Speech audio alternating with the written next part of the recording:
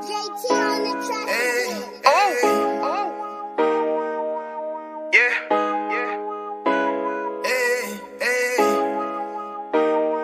wrong with you, boy?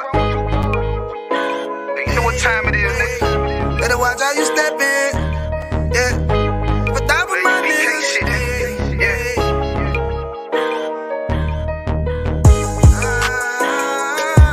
I'm in you. Got my nigga Rewan with me. But that was my niggas, it'll be an honor. You know what I'm saying? Under commanding General YAHANNA.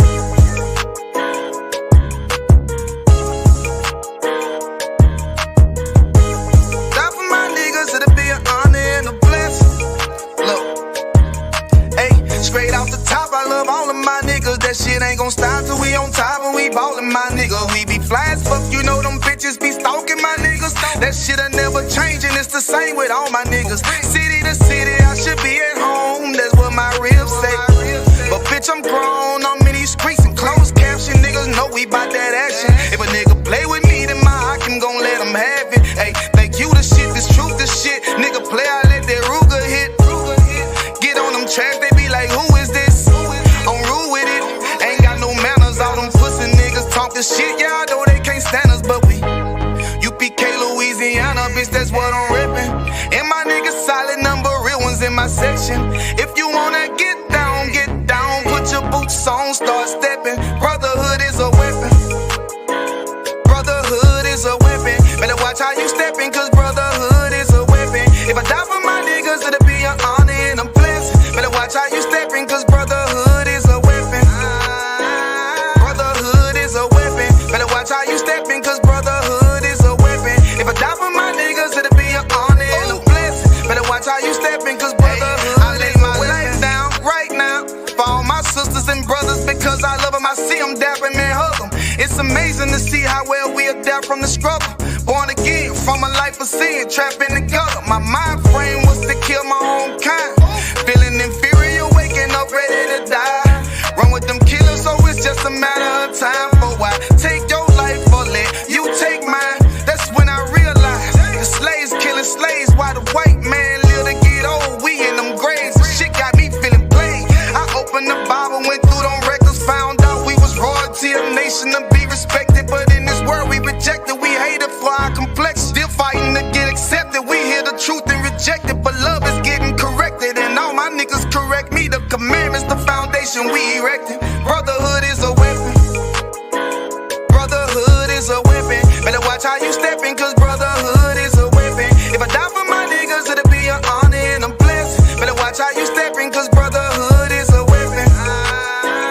Brotherhood is a weapon. Better watch how you steppin', cause brotherhood is a weapon. If I die for my niggas, it'll be an honor and a blessing. Better watch how you steppin', cause brotherhood is a weapon. Hey, hey. Hey, hey.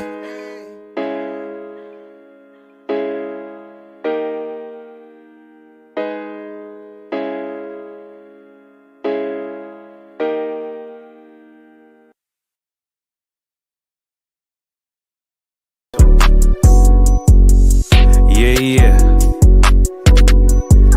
U.P.K shit, man, 1 West. Hey. I'm a U.P.K nigga, I'm stuck in my ways. That's on them, letting cowards fill up they ranks. Goddamn, lost tribes got them following waves. Loyalty a lifestyle, nigga, I'm just saying. Yeah, I'm a saint, no New Orleans, it's going up. Next spot, we at the B&B. I'm turned up, I'll pull up in the SRT. Burning rubber, hey, U.P.K shit. Look, met her at the club, told her pull up to the lobby. She know I'm in the coat, we're all black, no Illuminati. This my other half shit, I can't move without it. These my motherfucking brothers, yeah, what I'm gonna do without them, yeah. If it's beef, I can't wait to sink my teeth in. Niggas going overboard, they off the deep end. Why you tripping off that hoe? That's some weak shit. Told him put me in the game cause I love defense. Yeah, put me in the game, coach. Fuck you thought, he let his colors fly. He ain't cut, we cut him off. Yeah, bounce out, let my fringes swing. Yeah, I'm a dog, and she say she find me interesting. Yeah, want me to call, put me in the game, coach. Fuck you thought, he let his colors fly. He ain't cut, we cut him off. Ay, bounce out, let my fringes swing. Yeah, I'm a dog, and she say she find me interesting. Yeah, want me to call, I ain't gotta settle, I got options, ma. No, I stand on business, my name not Tazar. I'll pop you with this pocket rock. Feed a nigga shells like a taco truck. Hey, this bitch got sound effects, it go pew pew pew. I ain't tripping, I'm no drink, got bottles in a room. I'm in Durham, North Carolina, bitch, it's 12 a.m. Look at them, they ain't none of us and we ain't them. I told him, put me in the game, coach. Fuck you thought, he let his colors fly. He ain't cut, we cut him off. Ay, bounce out, let my fringes swing. Yeah, I'm a dog, she say she find me interesting. Yeah, want me to call, put me in the game, coach. Fuck you thought, he let his colors fly. He ain't cut, we cut him off. Ay, bounce out, let my fringes swing. Yeah, I'm a dog, she say she find me interesting. Want me to call, yeah. UPK shit, man, you already know what it is. It's the 55th annual Passover, man, turn up. We gon' do this shit the UPK way, not the other way. You hear me? Yeah. All right. Let me know when we up, all right? We good? All right, let's clap it up. Yabashim Shabrak to all the brothers, Yashimata Bashim Yashai, to all the sisters. I.S.U.P.K. DC scripture breakdown class. We're going to rock it out, you know what I mean, after a glorious Passover, get a Passover, another hand, man. A Passover, ringing out all over the place. And the Black Party going to be a separate event by itself real soon.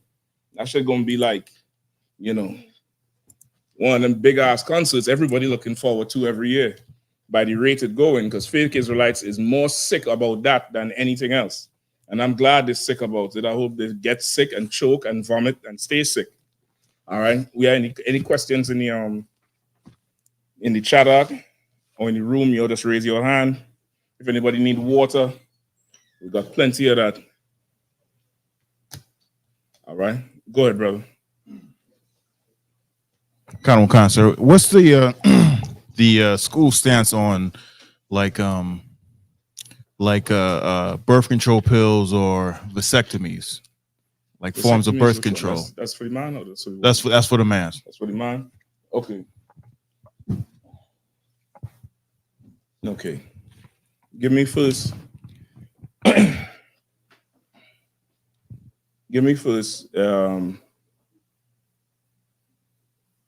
Administration of the spirit or ministration.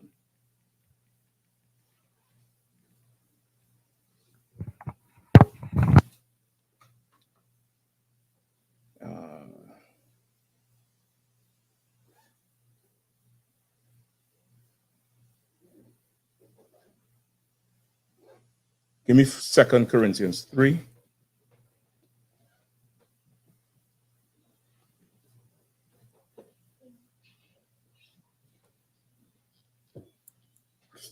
And you start whole 6, and then give me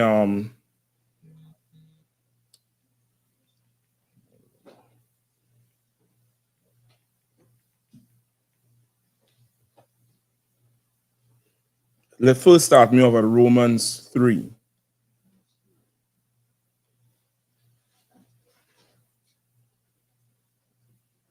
Hold on. No, that's not one.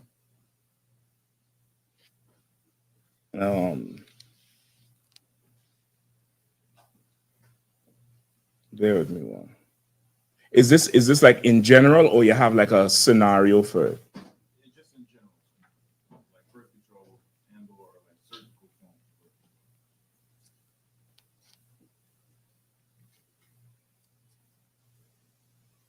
Romans 4 and 15. I think that's what it is.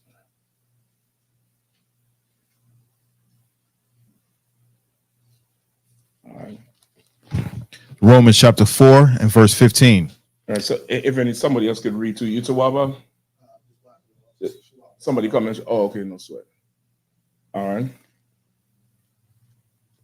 Go ahead. Romans chapter 4, verse 15. Because the law worketh wrath, for where no law is. And Slack, anybody out there with him? All right, they could just keep an eye. You could just remember which ones it is, and you could come back later. So you was right. To water. All right, go ahead, Mukwash. Romans chapter 4, verse 15. Because the law worketh wrath, where no law is. All phones on vibrate or mute, all right? Please. All right, let's go. For where no law is, there is no transgression. Say it, read it again from the top. Romans chapter 4, verse 15. Because the law worketh wrath, for where no law is, there is no transgression. For the law worketh wrath. What does that part mean? You have some chapter. What's going on, please? What does that part mean?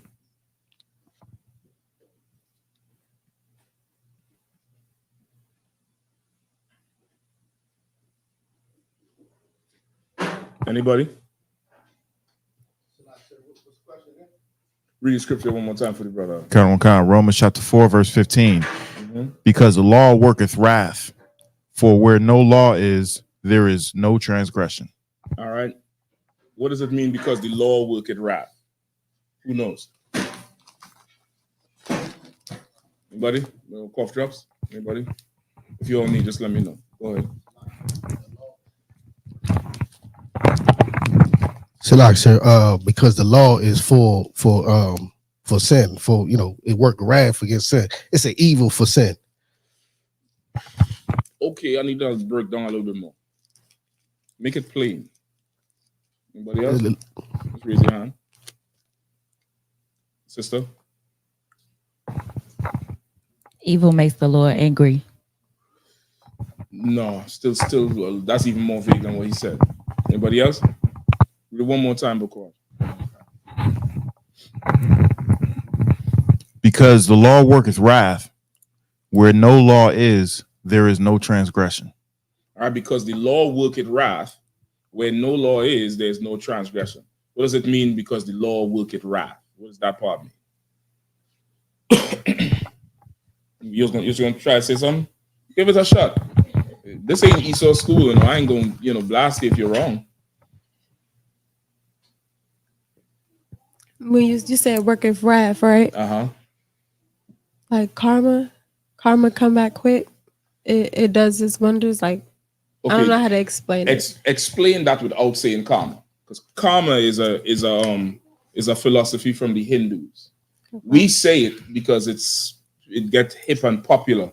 But karma is not an Israelite culture or custom, but we say it as one word to express what I'm really asking about.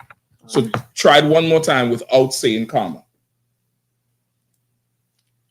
I guess the Most High will, can I say revenge? Because the Most High is our Father, right? Yeah, so he'll get back. You have a child, right? This is a boy, girl.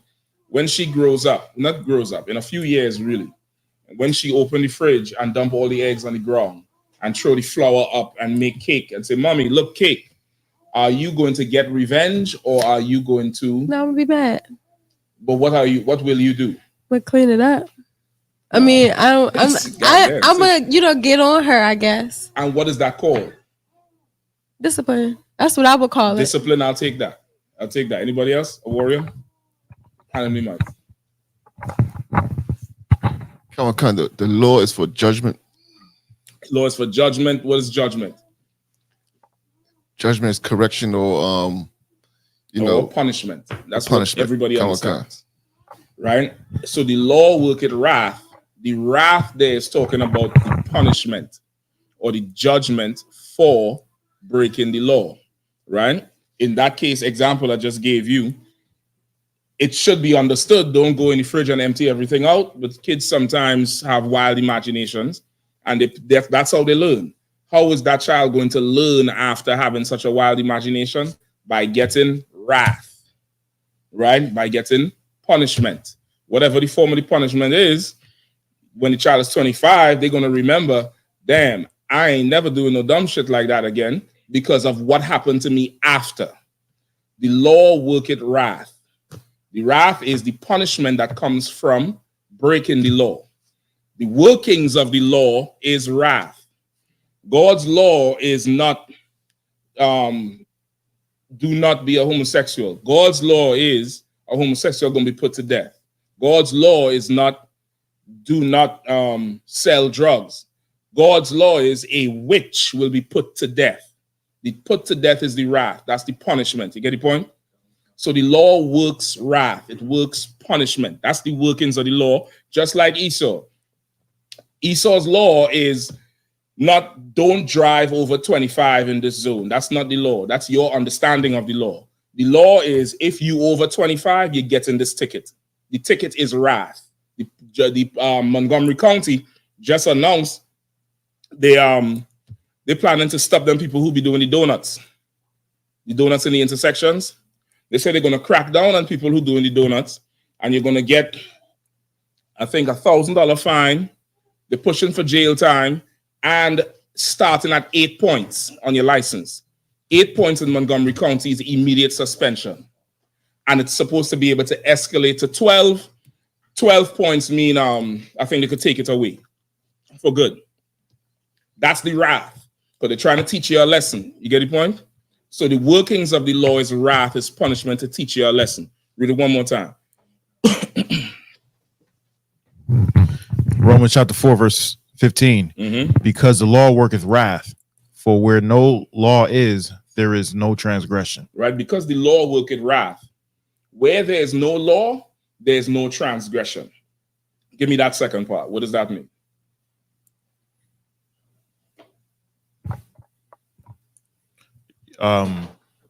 There's not going to be any wrath because there's no boundary to cross. So you're not transgressing. You're not breaking any laws because that is no law. There is no law, so there's no punishment. There's no punishment against it. That's where you want to start with your question. Your question, rephrase the question. Come on, warrior. There's an excellent precept for a lot of these fake Israelite groups who want to put extra burdens on Israel. They'll come up with random laws and try to judge brothers and sisters based off what they learn in the Christian church. But like Jeremiah Muhammad always said, when asking the question, you ask, is it lawful? Because now you have to find the law. That's it. That's where you want to do. You're supposed to go about to establish your own righteousness. You get the point? The God's law is not personal. It's not personal. It's His law. So you start there. Shapan? So like when the Pharisees saw the disciples not wash their hands, and they wanted to talk about them, saying like there's no law against that. You know what I mean? Exactly. That's a custom of man. Right? So there's no law, there's no sin. That's where you want to start with something like this. All right. Where there is no law, there is no sin. Right. So rephrase the question one more time so we can get it back.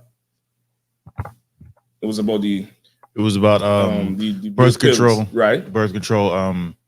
Like what's the stance on birth control and the surgical one, right? The vasectomy, right? So the stance is where there's no law, there's no sin. It's not unlawful. That's where you first start.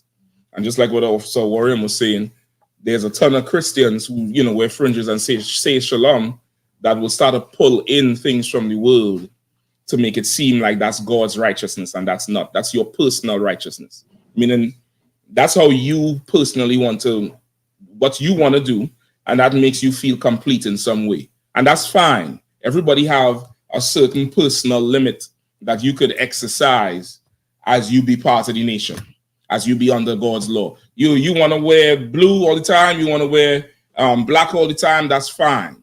But the minute you make that a mandatory thing, that's the judgment, not judgment, that justifies someone, or that makes someone good or not good, that's something else you do it. You get the point? So everybody has that, and you could do that. You have your free reign to do that. Now, give me the other precept I wanted. What call for first? 2 Corinthians 3, right?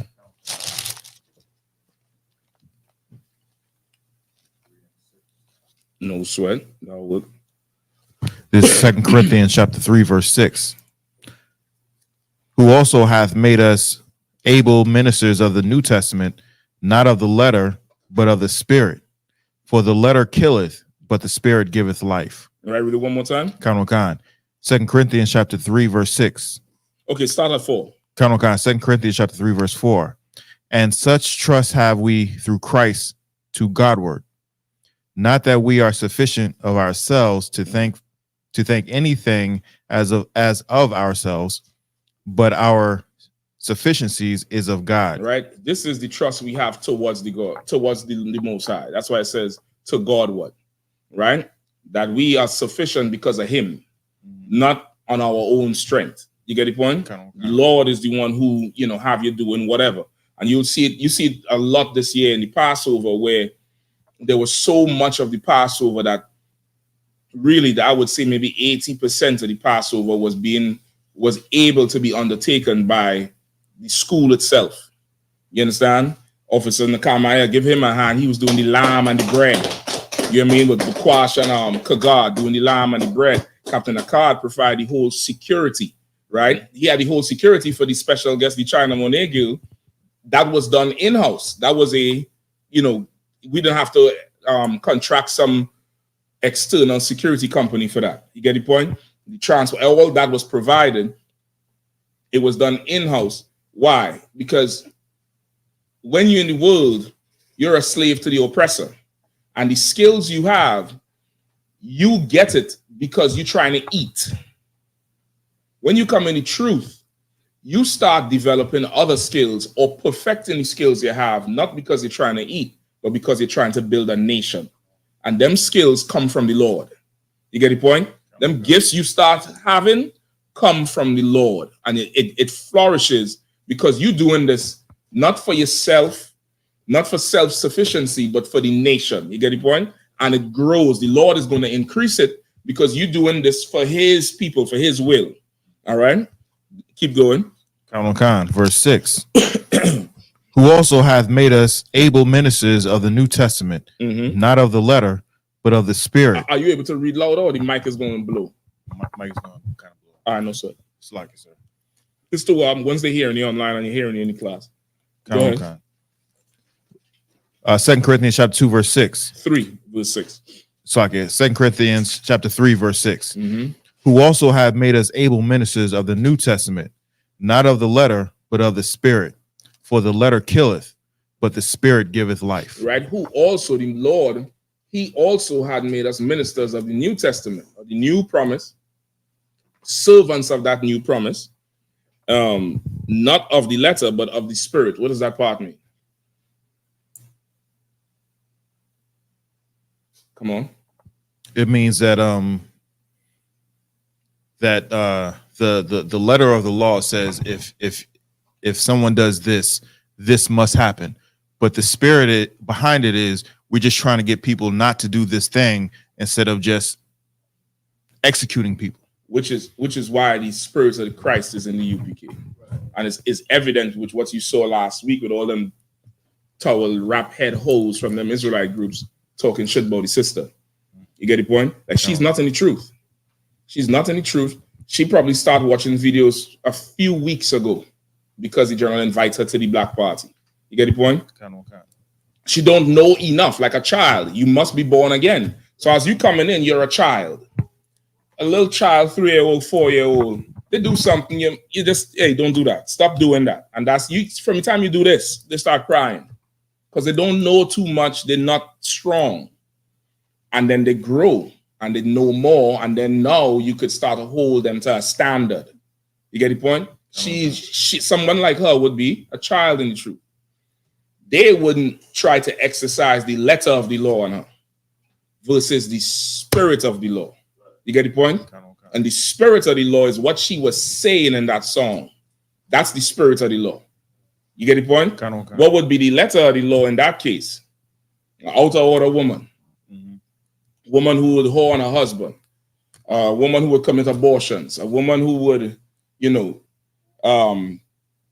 usurp authority over a man like that heathen Queen Vashti. You get the point? You remember Vashti? She tried to usurp authority and get all the women to rise up against their husband. That heathen put her in a tower somewhere and she was never heard of again. You get the point? Like there's something for when you want to go that route. But the spirit of the law is that.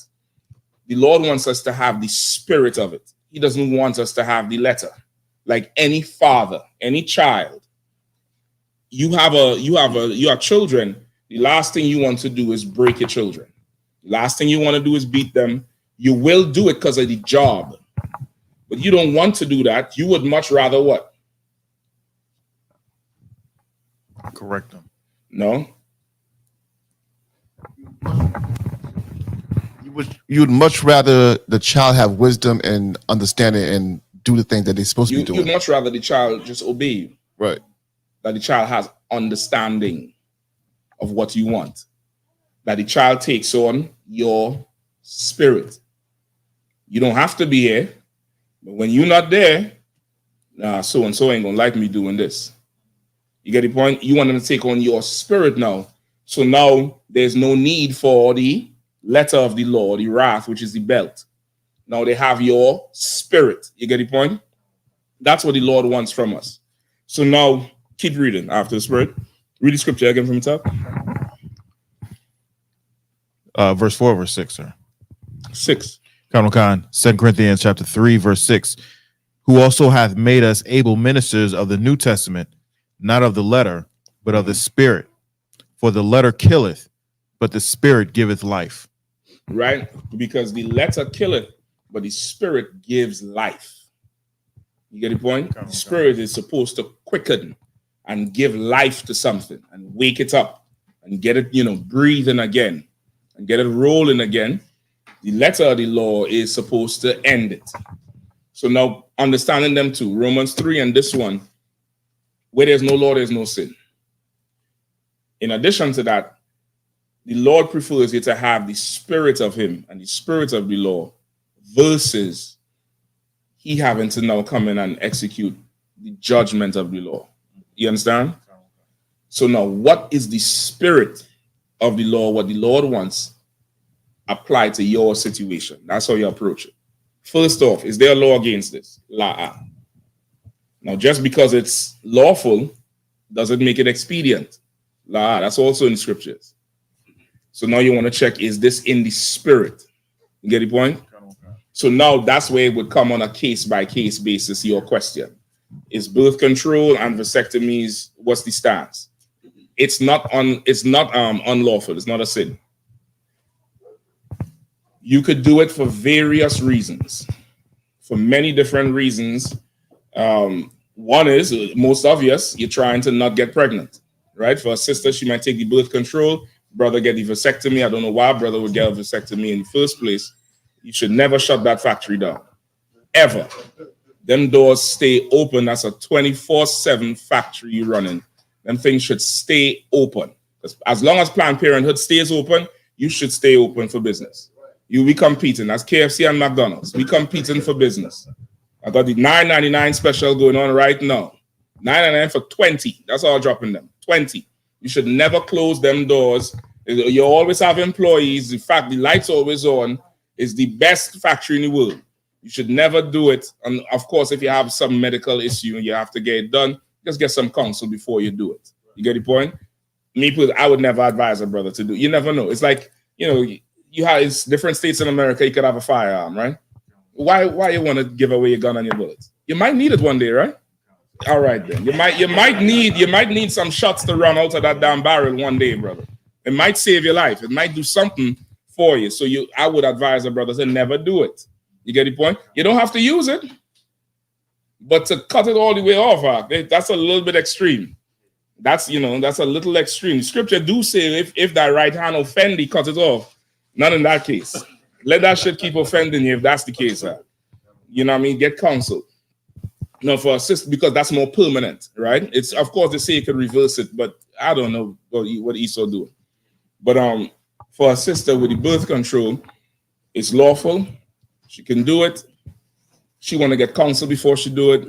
You want to find out why. What's your reason? Again, testing the spirit of it, right? If you're getting birth control because it's hot girl summer, you're a slut and you should die. You get the point? You understand what I'm saying? You got to check the spirit of what's going on. Different women have different issues. They might have some hormonal thing going, and to help treat the condition, they have her on this birth control, because one of the effects of the birth control is this situation. You get the point? She might already have 5 kids, and the factory just keep going, and she need a break. You get the point? She might want to go on birth control just to make sure. She want to keep fulfilling the wifely duty, but she ain't trying to, be under 9 months, probation no more, because she done had 5. You get the point? She might want to do it. It's lawful for her to do it. She should consult with her husband about it, just to make sure there's no offense. He might be trying for 6. She might not want it. They should come to an agreement. There should be some sort of understanding there from either side. You get the point? So there's different reasons for doing it. It's not unlawful. You just want to check the spirit behind it. You get the point? So that's it. But for a brother, I would tell you, brother, it's we under attack. We need every bullet we can get. We need if you have a musket, keep that gunpowder dry, brother. We might need that. That might be the last shot to save the universe.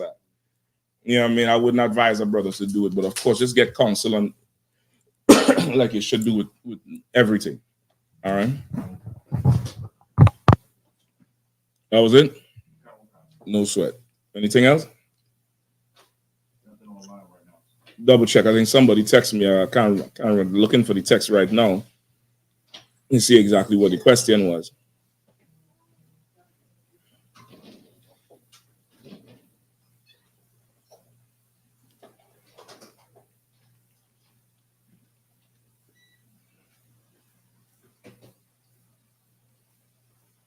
Okay.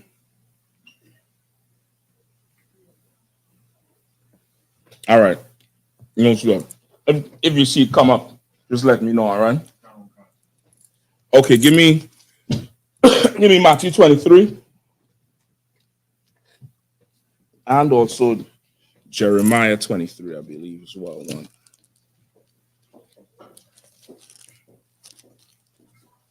Hold on.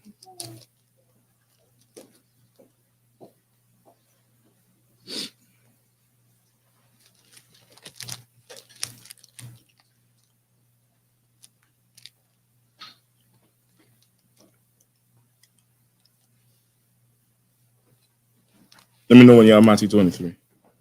Matthew 23. Go ahead. This is Matthew chapter 23, verse 1. Mm-hmm. Then spake Jesus to the multitude and to the disciples, saying, the scribes and the Pharisees sit in Moses' seat. All therefore whatsoever they bid you observe, that observe and do, but do not ye after their works, for they say and do not. All right. So now this is Christ talking here, right? Because it's in red. Sir. And what is he saying? What is he saying to his disciples?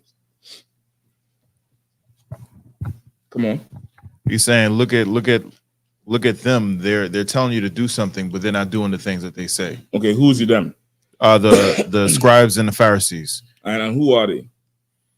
They're the ones that are the judges, because they sit in Moses' seat. So they are leaders, religious leaders. It's specific, right? Religious leaders of the day. So he's telling them about the religious leaders of the day. Who would your religious leaders be today? TD Jakes, Creflo Dollar, Louis Farrakhan, the Pope. I'll take that. The Pope, the Imam, all your religious leaders. Go ahead.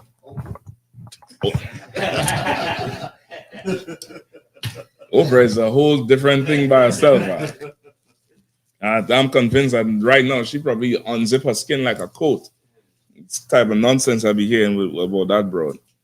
But you get, so this is for the religious leaders, all right? Go ahead, give me verse 3. Verse 3. All therefore whatsoever they bid you observe, that observe and do, but do not ye after their works. For they say and do not. What about if you're holding mic a little further away from you?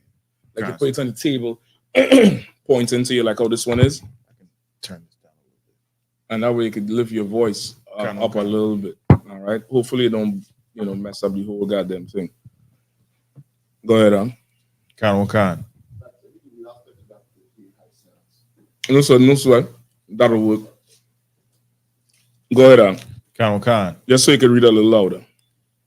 Read verse 3 again. Verse 3. Khan, verse 3. And he sat upon 23, not 24. Khan. And therefore, whatsoever they bid you observe, that observe and do, but do not ye after their works. For they say and do not. Right, what is he saying to them? Who have him?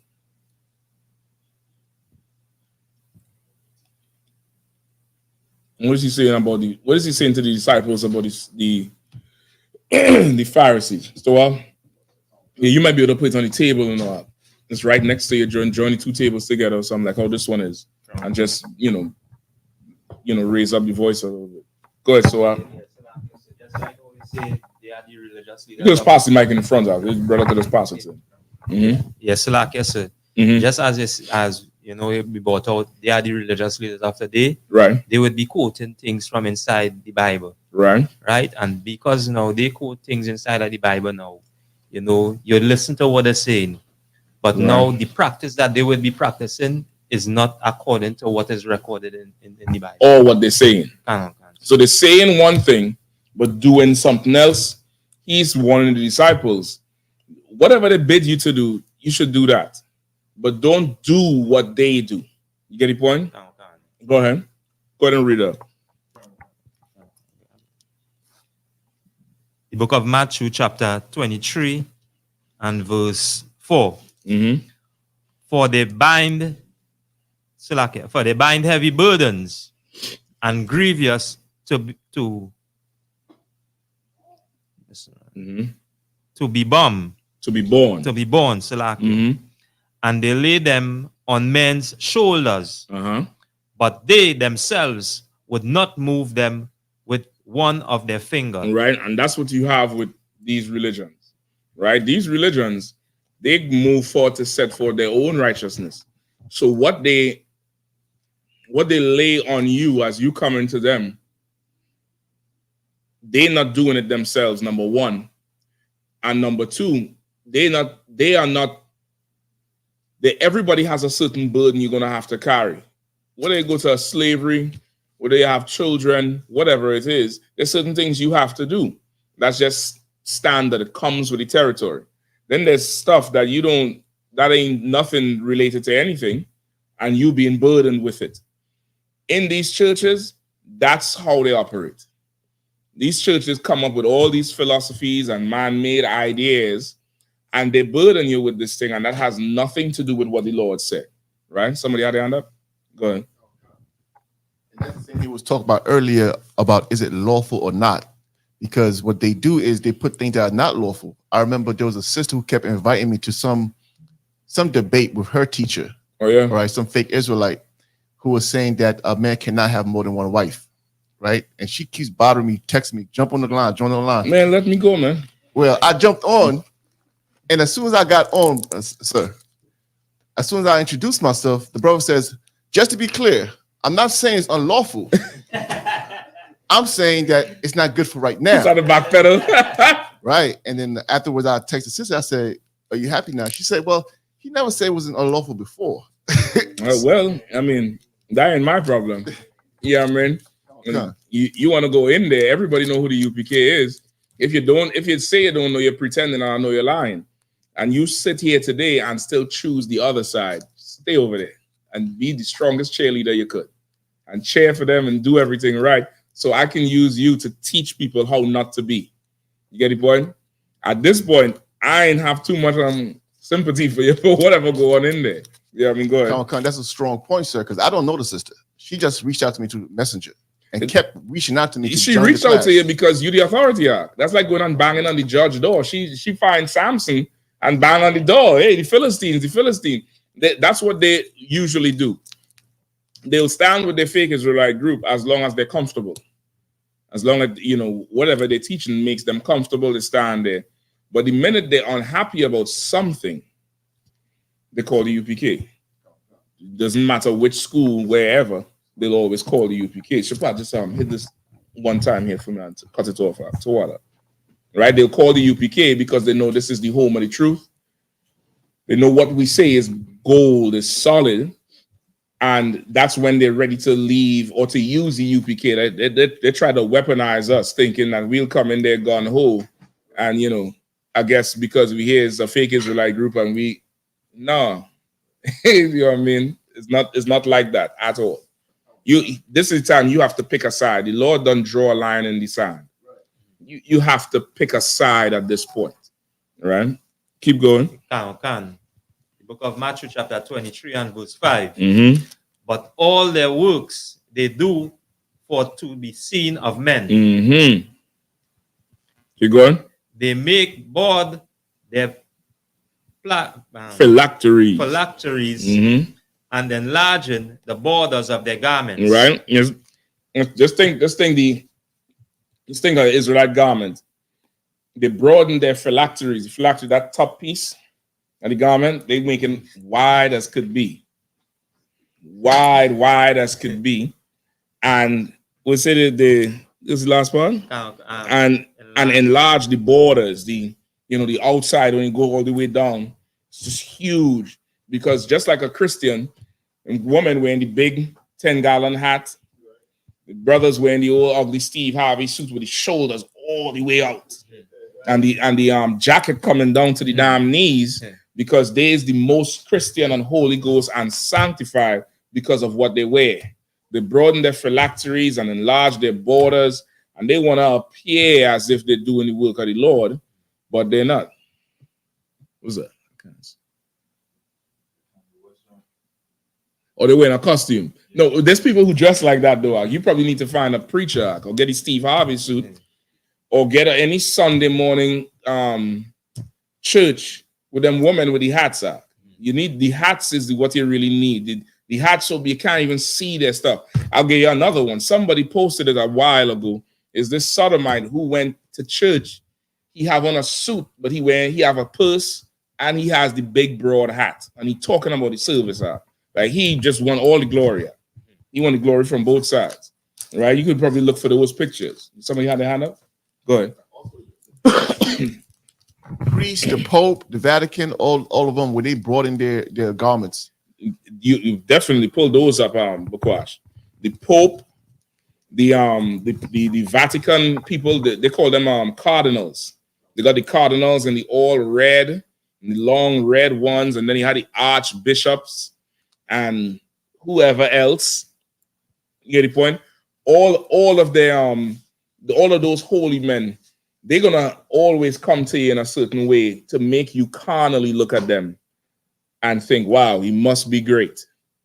Must be great. And not what is being said, not what is being taught, not how you're living, which is what the Lord wants. The Lord wants you now to get taught and change your life that would obey him, right? Not join some old-fashioned show of sin where you just in there doing everything you want, whatever you want, without any bridle.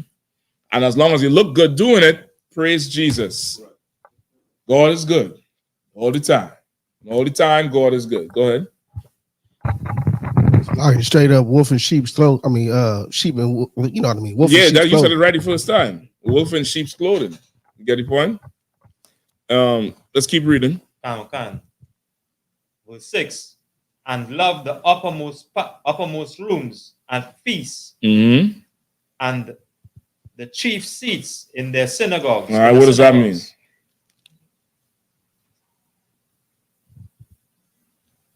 What does that mean? Warren? Concert. They love to be seen, sitting in the highest seats. Christ even had Christ even said, when you're invited somewhere, don't go sit in the highest seat. I mean, unless you be shamed and he asked to step down. But these priests, these Catholic priests, these Christian leaders, these fake Israelites, they love the highest seat. And I really feel that's really what was motivating a lot of these sisters who was hating on that sister China Monet, because they never been on a seat like that where they were being, recognized for doing something or saying something right. So that's why they. Okay, I'll tell you what motivating them are. They hoes are. That's just it. That and what I'm saying is biblical. You stick around, I'll show you it in the Bible. They got them hoes are. Right. That's all this is. They hoes. This ain't spiritual. It's very, very carnal. It's a very, very carnal thing to pick somebody out and just gang upon them for no reason. Right. They hoes are. Whores with the R. Right? That's all that is. Let's keep going.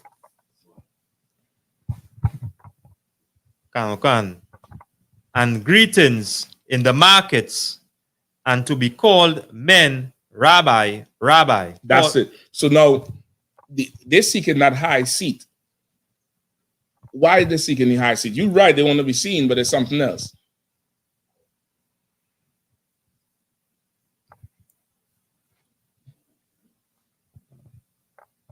It comes with authority.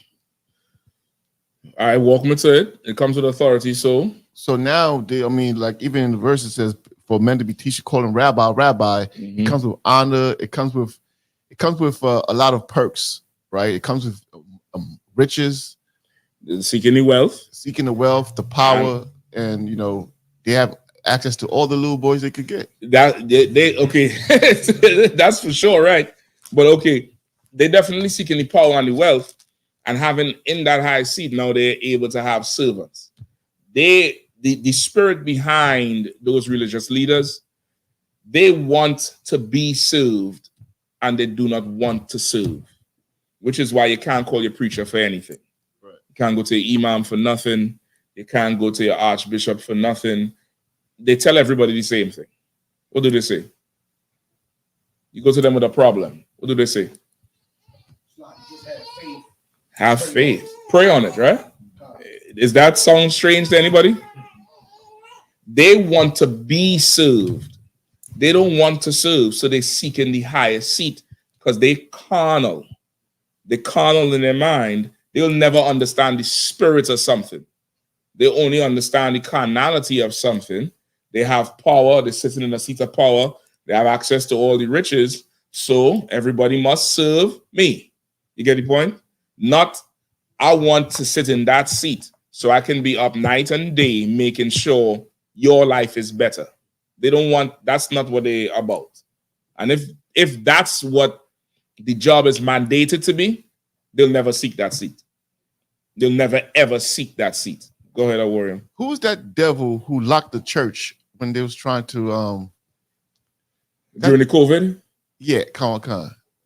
Osteen, Khan. Joel Osteen. Yeah, when it was time for him to serve, he locked the church. Yeah, he said you ain't coming in this house and muddying up my house and leaving it stinking, and you know what I mean. Like they got mega churches that look up the seat capacity of one of them churches, please. Somebody just look it up on their phone or the computer. There's the seat capacity of Joel Osteen mega church, or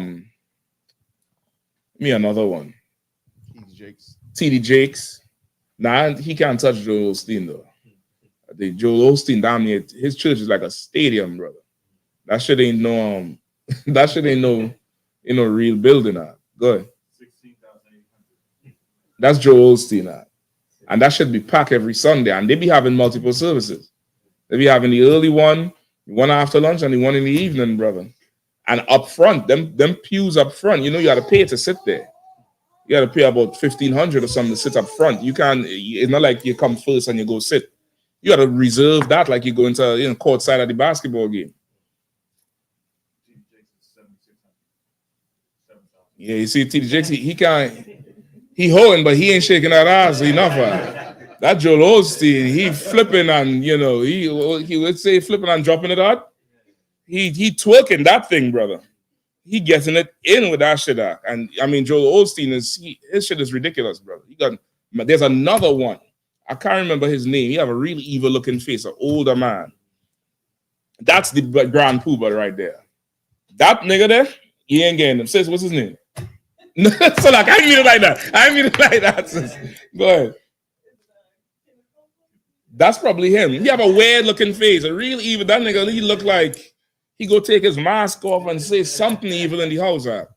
That dude, you ain't touching him. I think he's the big kahuna in all of them. Come on. Who are the mic? So the brothers could hear. The number one is Life Church in Oklahoma, 85,000. Who runs that? Craig Groeschel. See, just like drugs are. The biggest one, you don't even know who the hell he is. I ain't never hear about that devil. Is a devil? Khan.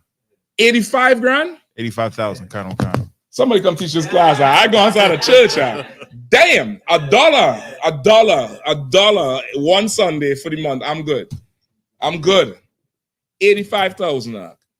Yeah, that's why they want the high seat, brother. You got any more on it? Any more stats? Second one is 60,000 in Birmingham, Alabama, and then next one is Joel Osteen. This is an updated number. Who's the one in Alabama? Chris Hodges.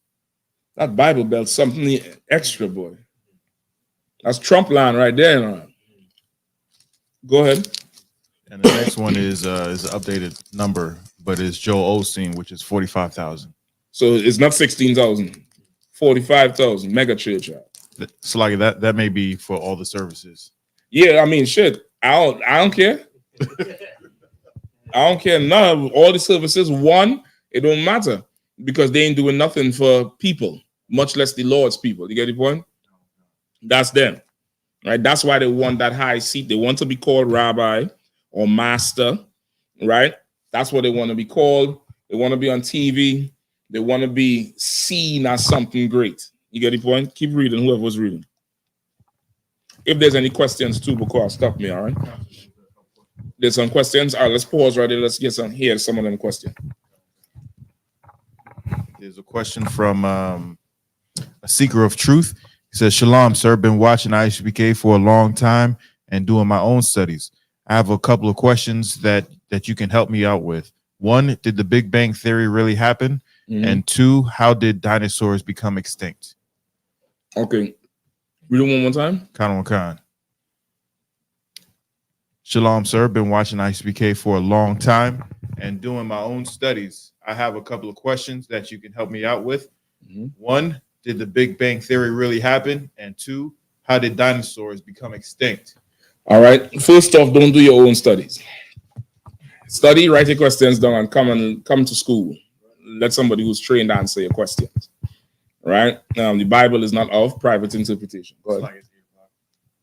No, we're going straight through. All right. The Bible is not of private interpretation. All right. You read it, you write your questions down, you get them answered just like you did right here. Right? Don't fool yourself and don't play yourself. Now is not the time for that shit. Now is the time to pick a side and get on the team and get in training. So, Big Bang Theory. What's the Big Bang Theory state? Somebody look it up. All right. Somebody look up Big Bang Theory.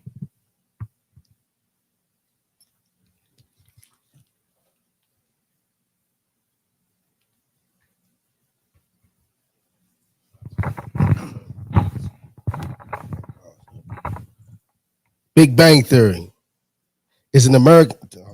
It's like I got the television. Yeah, say again? That's a sitcom. What it was?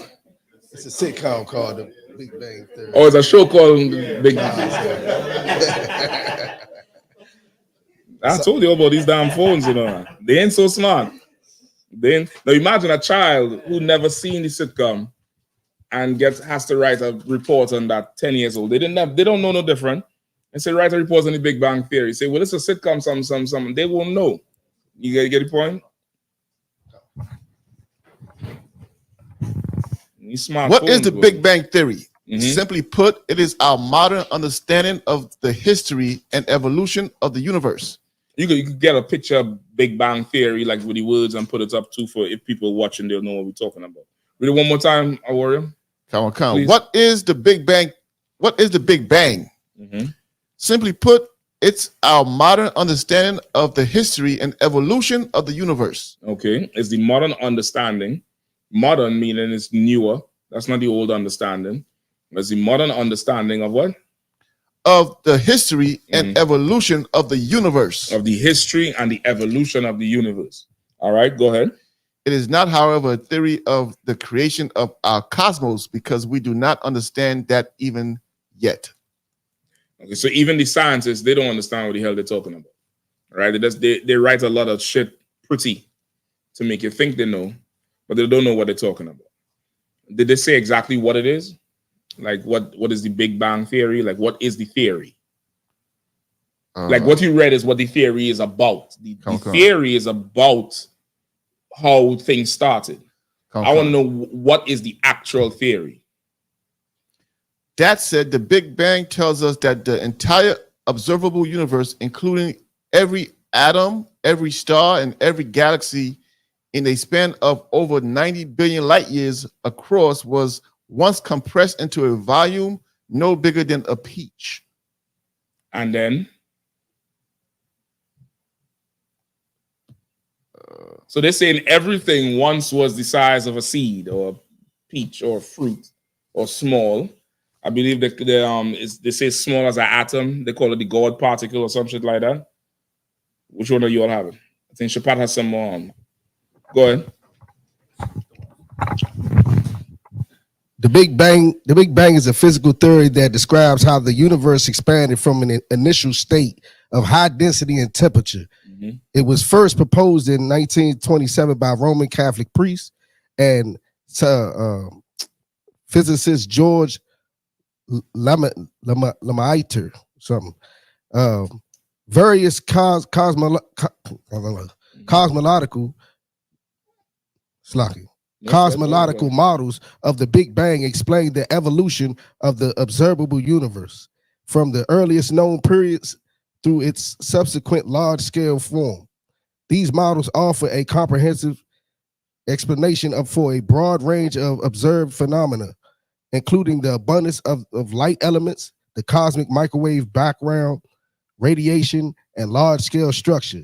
The overall really saying it, once again, a ton of pretty language. Is there anywhere where they're saying they believe everything started from an explosion? Come on. The overall uniformity of the universe, known as the flatness problem, is explained through cosmic inflation, a sudden and very rapid expansion of space during the earliest moments. However, physicists currently lack a widely accepted theory of quantum gravity that can successfully... All kind of bullshit. So let's get back to it. All that's bullshit to say. They think it started with a big explosion from something that was once small, and cosmic physics and geography and pressures and blah, blah, blah, blah, blah, and flat planes and all kind of nonsense. They think everything started from some explosion, right? An explosion is what they say the rapid release of gases under pressure, and some scientific, something went boom. That's why they call it Big Bang, right? They think something went boom, Big Bang, and everything, evolved from there, because from the explosion, all this energy came out, and over time, they have another thing they call conservation of energy, where they say energy is what? Not created or destroyed, but transferred from one thing to the next. So now the energy that came out of the bomb didn't hear me saying bomb. Whatever it is, the explosion just kept going. And over time, that energy started shaping and forming what we have today. That's what the scientists think in a nutshell, all right, without all the pretty language. So the brother is asking, is a brother or sister? Brother, eh? I think this is the question that was texted to me, right? Is asking, I think it's a brother, is asking, is the Big Bang Theory true? All right? Now, what's the other thing they say about the Big Bang Theory as it relates to the Bible? Who knows? What's up? No, it was somebody else? Yeah. No, it was two questions. That question was first, and then the other question, right? And then there was another question from also Yarash. He just said he's taking the counsel for skipping this question, but it was another question. See, y'all had to work that out. Just don't call me. Just don't call me. I get enough text. Don't call me. I'll get it text. Mashak, we need to end this council right now. Cancel. I don't know nothing about what they're talking about. Go ahead. What do they say about the Big Bang Theory as it relates to the Bible? Sister Mike Salaki. You'll keep paying them tithes, man. We're gonna get some more equipment up in here. Don't worry. The universe, according to Genesis, the universe was created from a ball of energy and light that appears suddenly from nothingness. No, what do they say about that the Big Bang Theory as it relates to the Bible? What does scientists say? I worry, I'm getting mic out. Get mic to the brother if you don't mind, please. That scientists say that there is no God because everything existed by a Big Bang. Exactly. That's what I want. The Big Bang Theory is directly opposes not what the Bible says, but what Christians teach. Right? Christians teach God created the earth in 7 days. In 1 week, scientists say that's impossible, and they went to disprove it. And in disproving it, they realize, and some of them realize it now, but most of them, they haven't realized that they just proved that the Lord is the greatest scientist there is. Right? The Big Bang Theory is the creation in Genesis. It is the same thing. Because of Christianity, a lot of the Bible is misunderstood. It's, it appears to be like a fairy tale. It appears to be that it doesn't make sense to people because Christians are stupid. I'm probably going to flag the channel now. I'll say it again, Christians are absolutely stupid. They don't think. They don't read. They don't want to be taught anything. They just want to do what makes them feel good at the time when to serve the Lord like a father. Everybody had a father, or if you didn't have him in the house, you had some experience with him, right? Did you grow up loving your father?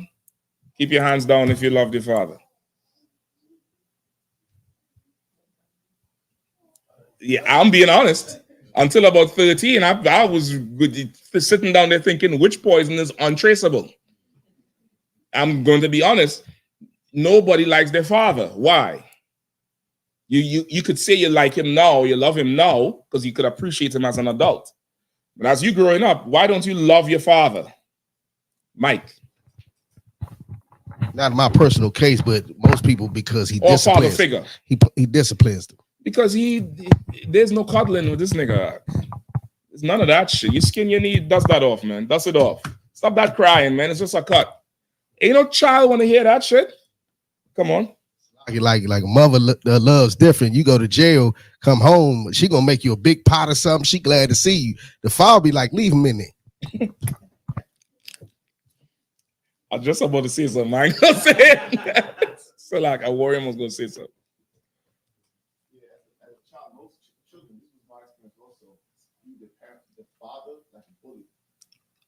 And you have to, all of a sudden the TV has to be down now. Mm-hmm. All of a sudden now, why are all these lights on? And all the fun stops now. All the fun stops now. And listen, it's kind of go full circle back to what we was talking about. He's your father, and the reason he's doing that is he's bringing what? What's he coming there doing?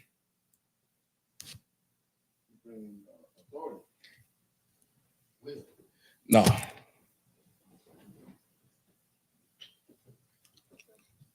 Let me hear from Thahama. Thahama, this is about the first time Thahama raised her hand for the year. Come on, sis. You want it? A few more sisters. I am now one on the sister up front. Go ahead. He's exerting his dominance, but not on what I'm on topic. We already went through it in class. Bakwash? That's what the sister said. That's that's true, but that's not the answer I want.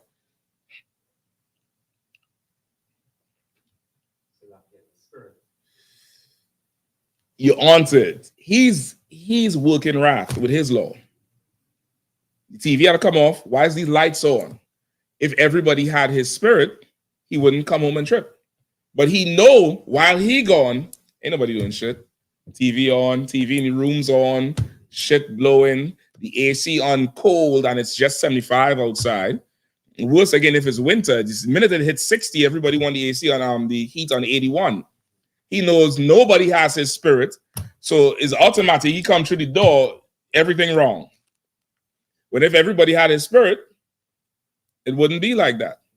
So now he has to work wrath in your young years to get you to be a certain way, to get you to be more responsible, more thoughtful. You get it, to make you a productive adult. You get it? You understand? And that's what happens with him as he comes through the door, as he figures it out. But while he doing that, you don't love, you don't got no love for him. You understand? You don't got no full appreciation for what he's doing, but he's absolutely necessary. You get the point? He's absolutely necessary. So now let's get back to Big Bang Theory. So now these scientists, they're really trying to go against the Lord. They try to prove that there's no creation, that there's nobody behind everything. When for an explosion to happen, somebody has to start it. There's no explosion that happens just right away. Somebody has to absolutely start it. Big Bang Theory is Genesis explained scientifically. All right, so let's just get Genesis real quick. Let me run it right back. All right, describe, somebody pull up the definition of an explosion. Give me that first.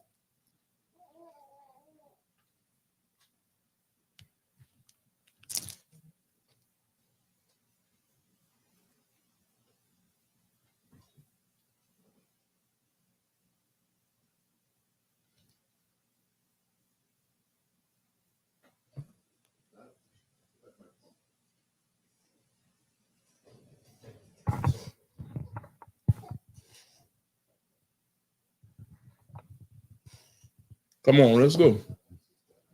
All right, no sir. Okay, traditionally brothers read. You had a question? No sir. No, she had, I think, the definition of explosion. Let's give it to the brother. Oh, you could go ahead then. A violent and destructive shattering or blowing apart of something as it is caused by a bomb. Okay, I'll take that.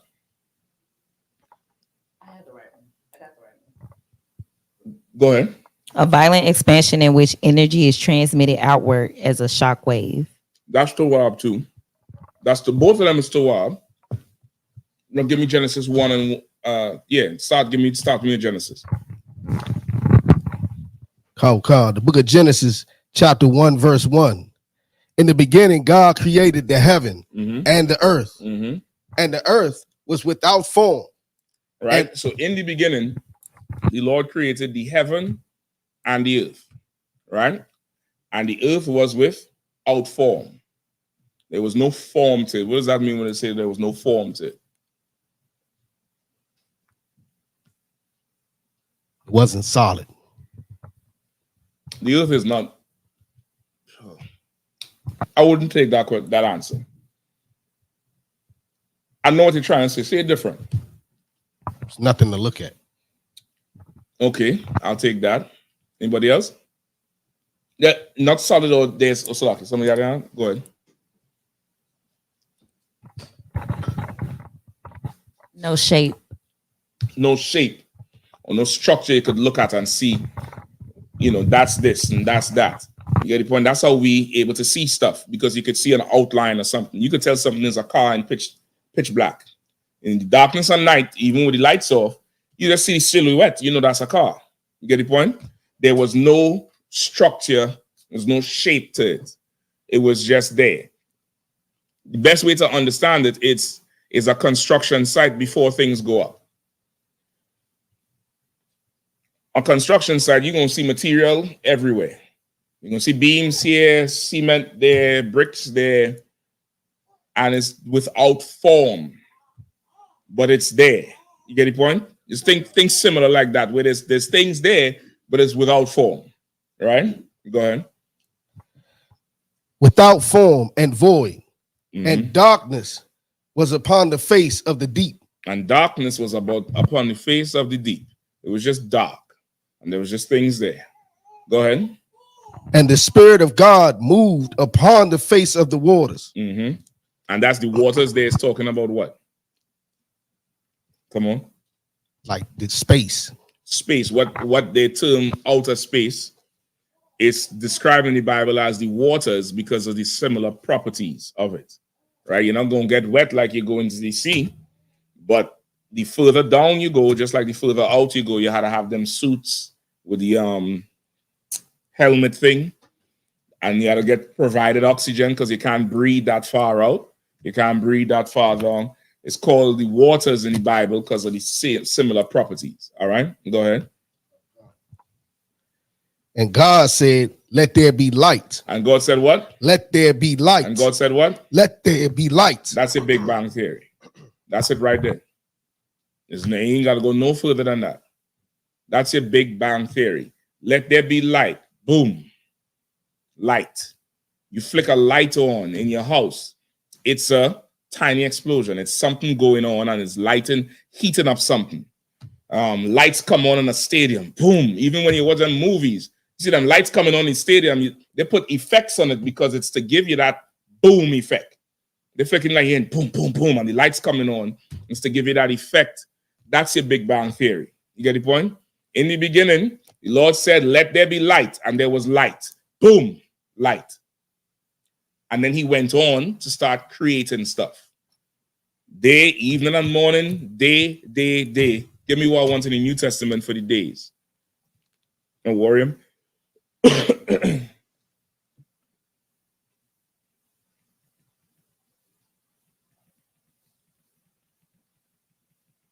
Peter, what I want? 1 Peter 3.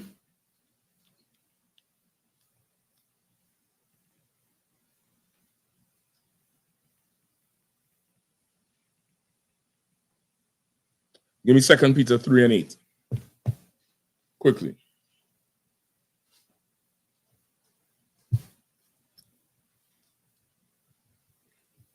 Who have it? So what you have? You got to say something to the brother. Book of 2 Peter chapter 3 and verse 8. But beloved, be not ignorant of this one thing, that one day is with the Lord as 1,000 years, and 1,000 years as one day. Right? The Bible says, don't be ignorant of this one thing. A day to the Lord is as 1,000 years to man. And 1,000 years to man is like a day to the Lord. Meaning what? It's a very 1,000 years. It says as, not a literal 1,000 years, but it's as 1,000 years, which means it's a very, very long time. So in the Bible in Genesis talks about in the first day, it's the first a period of time that was very, very long when these things got created. And the second day was another period of time. It wasn't 7 calendar days like what we have today. It was 7 consecutive periods of time of certain things being created. You get the point? That's what it is. And that goes right in hand with Big Bang Theory. Something starting small and just boom. And how much ever years they say billions, thousands, whatever, long ass time. Not like how we count time. It was a long time. And then you have society. All right, go ahead.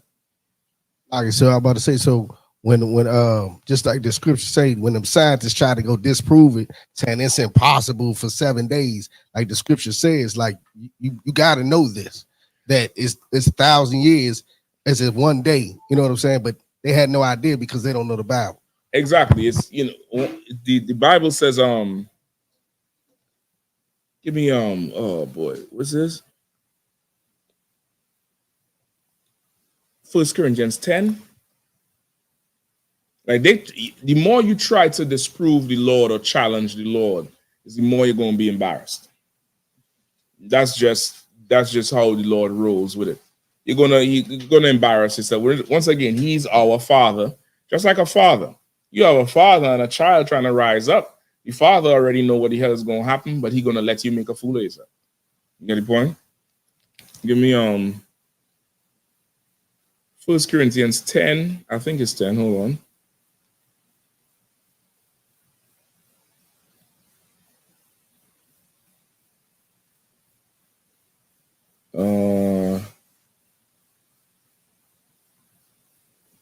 First Corinthians 3 and 19.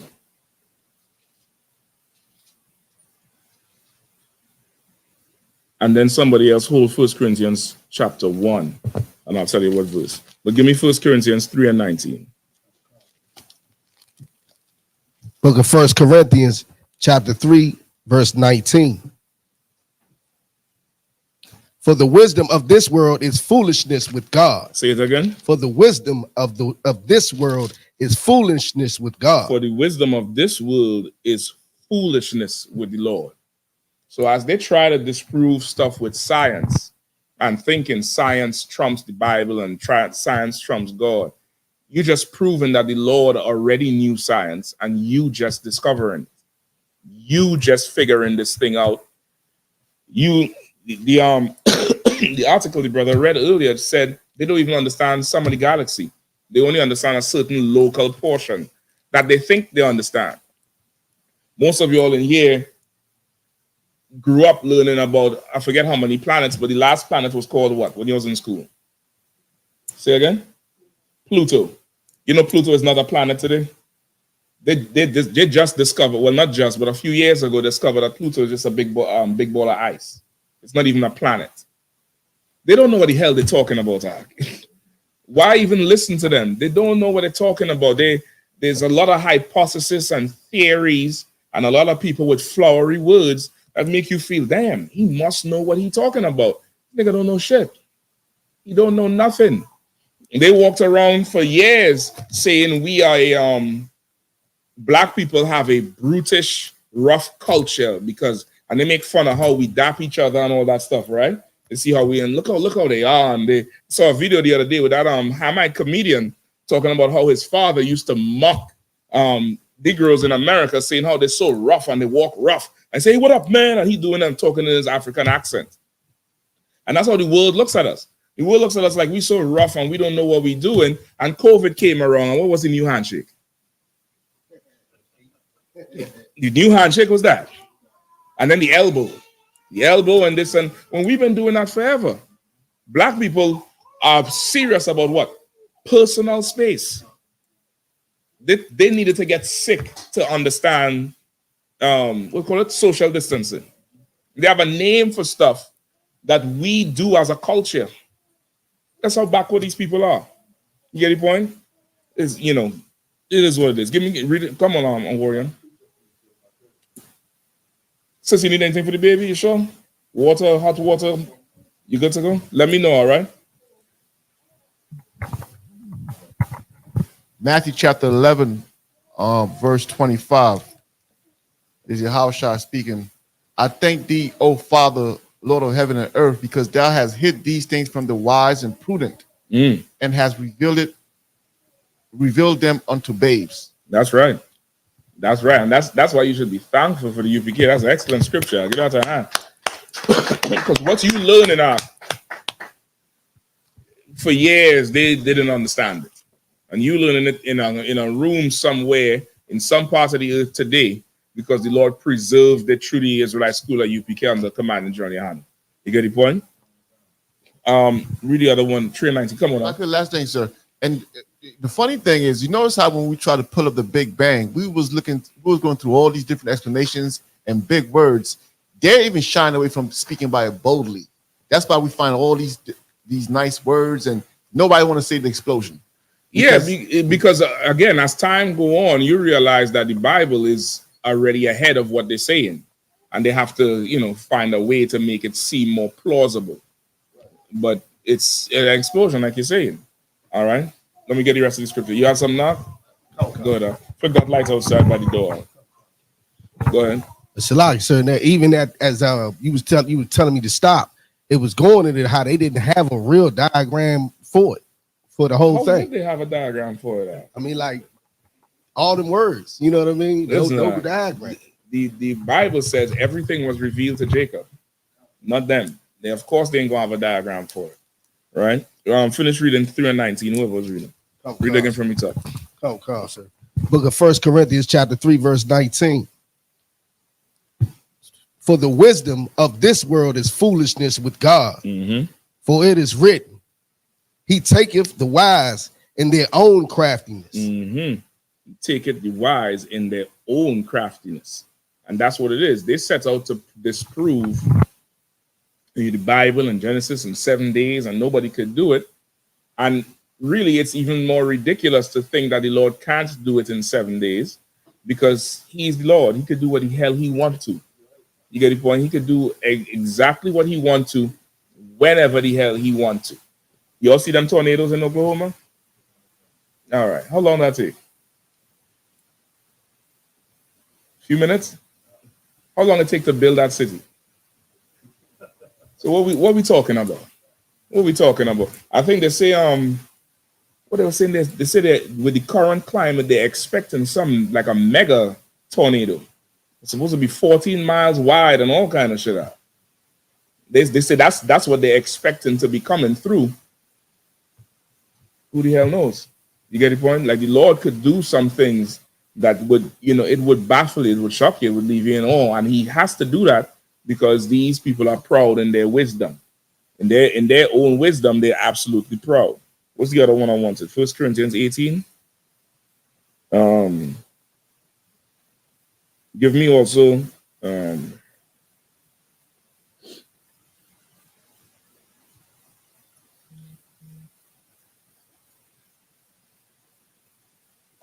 all right, next you go to 1 Corinthians 1. So like 1 and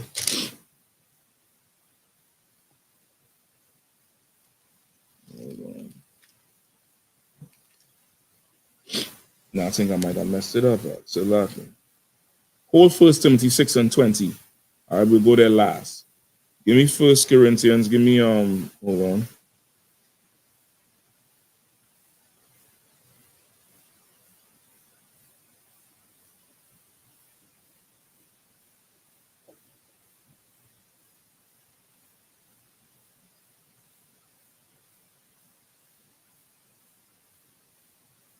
What's the other one? It's 1 Corinthians. Give me where's this foolishness of preaching? 1 Corinthians 1. Yeah, 1 and 18. Okay, hold on.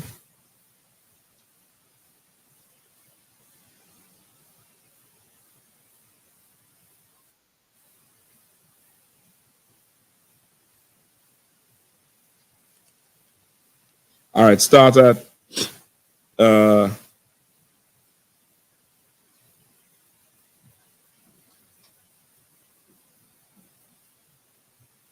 let's start at 18. We run it down and then we close. We finish off this topic here with Timothy. 1 Timothy 6 and 20, not Corinthians. 1 Timothy 6 and 20. Pass the mic. Let somebody else read in the meantime. The book of 1 Corinthians, chapter 1 That's and 1 Timothy right there. Go ahead. 1 and verse 18. Go ahead. For the preaching of the cross is to them that preach foolishness. Go ahead. But unto us who are saved, it is the power of God. Read it one more time. Read a little more fluid. The book of 1 Corinthians, chapter 1 and verse 18. For the preaching of the cross is to them that preach foolishness. Mm-hmm. But unto us which are saved, it is the power of God. So that perish, not preach. Read it one more time.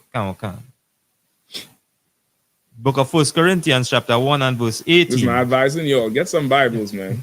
Yo, with these damn phones, these phones cannot help you. I'm trying to tell you. What fell out of the sky that time, a warrior? A satellite? A fallen satellite that was, a mysterious. Nobody had no video of the damn satellite falling. But the white man has surveillance, could catch a fly farting. But nobody got surveillance of this satellite falling and all the phones died. You all forget about that? A few weeks ago, none of the phones was working. Everybody was crying. Y'all get some leather-bound Bible, man. Get some books. Read it one more time, man. The book of 1 Corinthians, chapter 1 and verse 18. For the preaching of the cross is to them that perish foolishness. But unto us which are saved, it is the power of God. Right? So that's a bold statement. The preaching of the cross, which means what? The preaching of our King Yahawashi, who died. That's what he means, the cross. He's not saying the cross is holy and special or nothing like that. It's in reference to our King and what they did to him. And now that's riding on that. That's the campaign. They done slaughtered our king. He's coming back. So the preaching and of course him dying gives us a second chance because we was done. The Lord was throwing away everybody, just like a father. You understand? You had a father in the house, brother. He cussed everybody out. You started thinking you adopted or some shit. And you didn't come out of this nigga because of how rough he is. You get the point? The Lord was done with us. Christ was our way back. So to them that perish, the preaching of the cross is foolishness. What does that mean? I'm gonna try it. So I was like, yeah, take this out.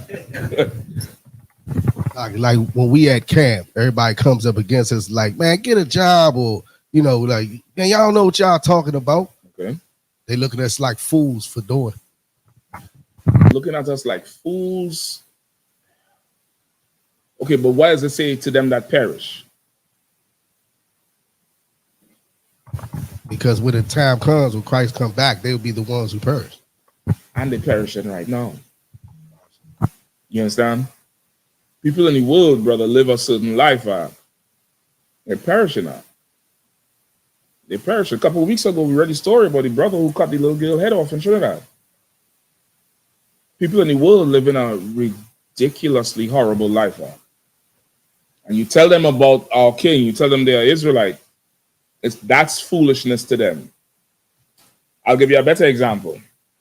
Man, what you're saying is true, but if I'll get killed messing with y'all, and we go home, and they end up on a t-shirt, because what we doing is foolishness to them. You understand? Keep going, whoever's reading. Can. For it is written. Come on. Can. For it is written, I will destroy the wisdom of the wise, and will bring to nothing the understanding of the prudent. And that's it. That's what the Lord is saying. He said he'll destroy the wisdom of the wise and bring to nothing the understanding of the prudent. The prudent and the wise men and all the science and all the studies and stuff. You would think this oppressor know what he's talking about. And the Lord said, I'll bring all of that shit to nothing. I'll bring all of that shit to nothing. He could send a flock of geese into your biggest F-16 Concorde fighter jet, whatever you have, and ground it with birds. He'll do it and humble you because that's knowledge of the world. You get the point? That's what they esteem in the world. Now, this is not anybody mistaken me saying, no, you don't trust your doctors and your lawyers and stuff like that. The Bible says honor the physician, and everybody have their place and time. But none of that wisdom is higher than the Lord's wisdom. Right? Keep going. Where there is wise, where is the wise? Where is the scribe? Where is the disputer of this world? Hath not God made foolishness the wisdom of the world? Right. So he's saying, where's the wise man? Where's the scribe? Where's the disputer of this world? Where's the person who want to challenge the Lord? Then the Lord already he done humble you all and show you all what the real deal is. Who's coming? Where's your great man? Where's your wise one? And it's the same spirit where sometimes at camp you start saying shit, hoping somebody open the damn mouth so you could battle them. Now you asking for like, which one of you all educated, all Howard graduates or AAU? You start calling out the universities in DC, hoping to provoke somebody who have pride, so you could do what? Have a sensible exchange of ideas? No, I want to crush them. I want to crush them, but I need to pull you out. Go ahead. I don't have the go ahead to battle, but I know a lot of times. I know you don't have it. As you I was talking about. It's exactly you I was talking about. I done draw you out. He'd be up there and he's saying something. I'll be back there. I'll be like, okay, yeah, he looking for a battle. He's saying something. And then you look down the block, you see heads turning. Because that's what you're calling them out. Go ahead, Talking about me, I know like Officer Kazak sometimes he'll see like the Christians over. You gonna incriminate Kazak now? Suppose I didn't know what the hell he was doing. You just snitching on Kazak. He got the right to battle, you know what I'm saying? So he'll see the Christians right there and he'll say, what's your topic again? And he'll know my topic is on like Christ didn't do away with the law. You know what I'm saying? Or something about Christ. And he'd be like, you go first. You know what I mean? And I know what he's doing because he looked at him, and I go in hoping that somebody say something. Yeah, say something. You know say something. Anybody say something. You get the point? And that's what Paul is saying here, because the Lord, he's the scientist. He's the master of it. Keep going. After that, for after that, in the wisdom of God, the world by wisdom knew not God. So he's saying, for after all that studying, the world, for after all that in the wisdom of God, the world in its wisdom, they don't know the Lord. And the world today is wiser than damn near any time. If you're looking at worldly wisdom, you got cars that could drive themselves, cars that stop themselves.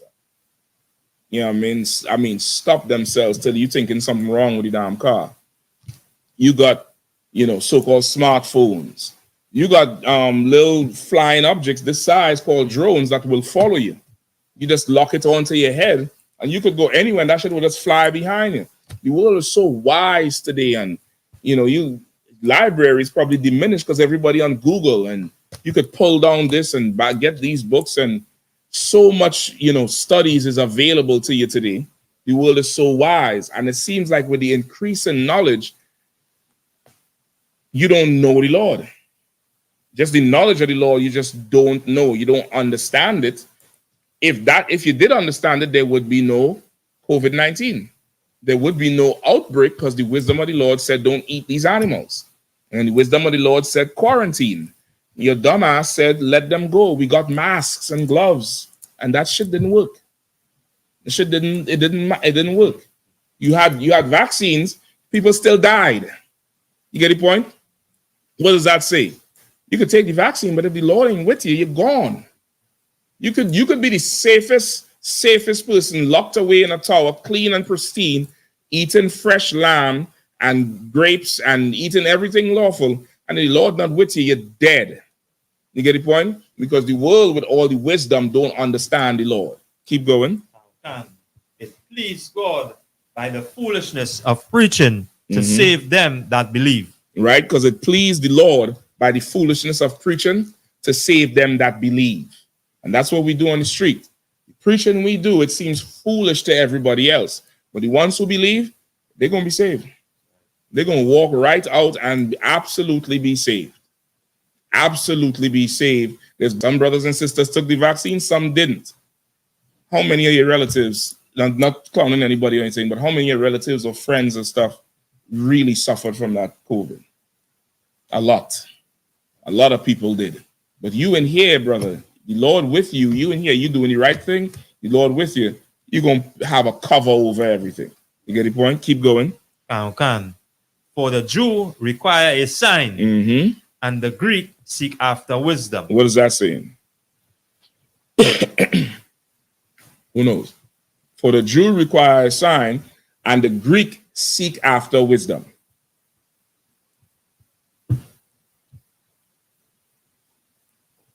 You trying to say something, sis? Oh, you're fixing it at least? You sure? That's a good excuse. You sisters, boy, slick. She put her hand up. She stopped midway. Now I'm just fixing this front right here. I feel it, sis. Don't worry about it. Go ahead, huh? Yeah, it's like yes, sir. We're talking about the Jews at that time who was in Jerusalem, and the Greeks is speaking about the Jews that are outside of Jerusalem.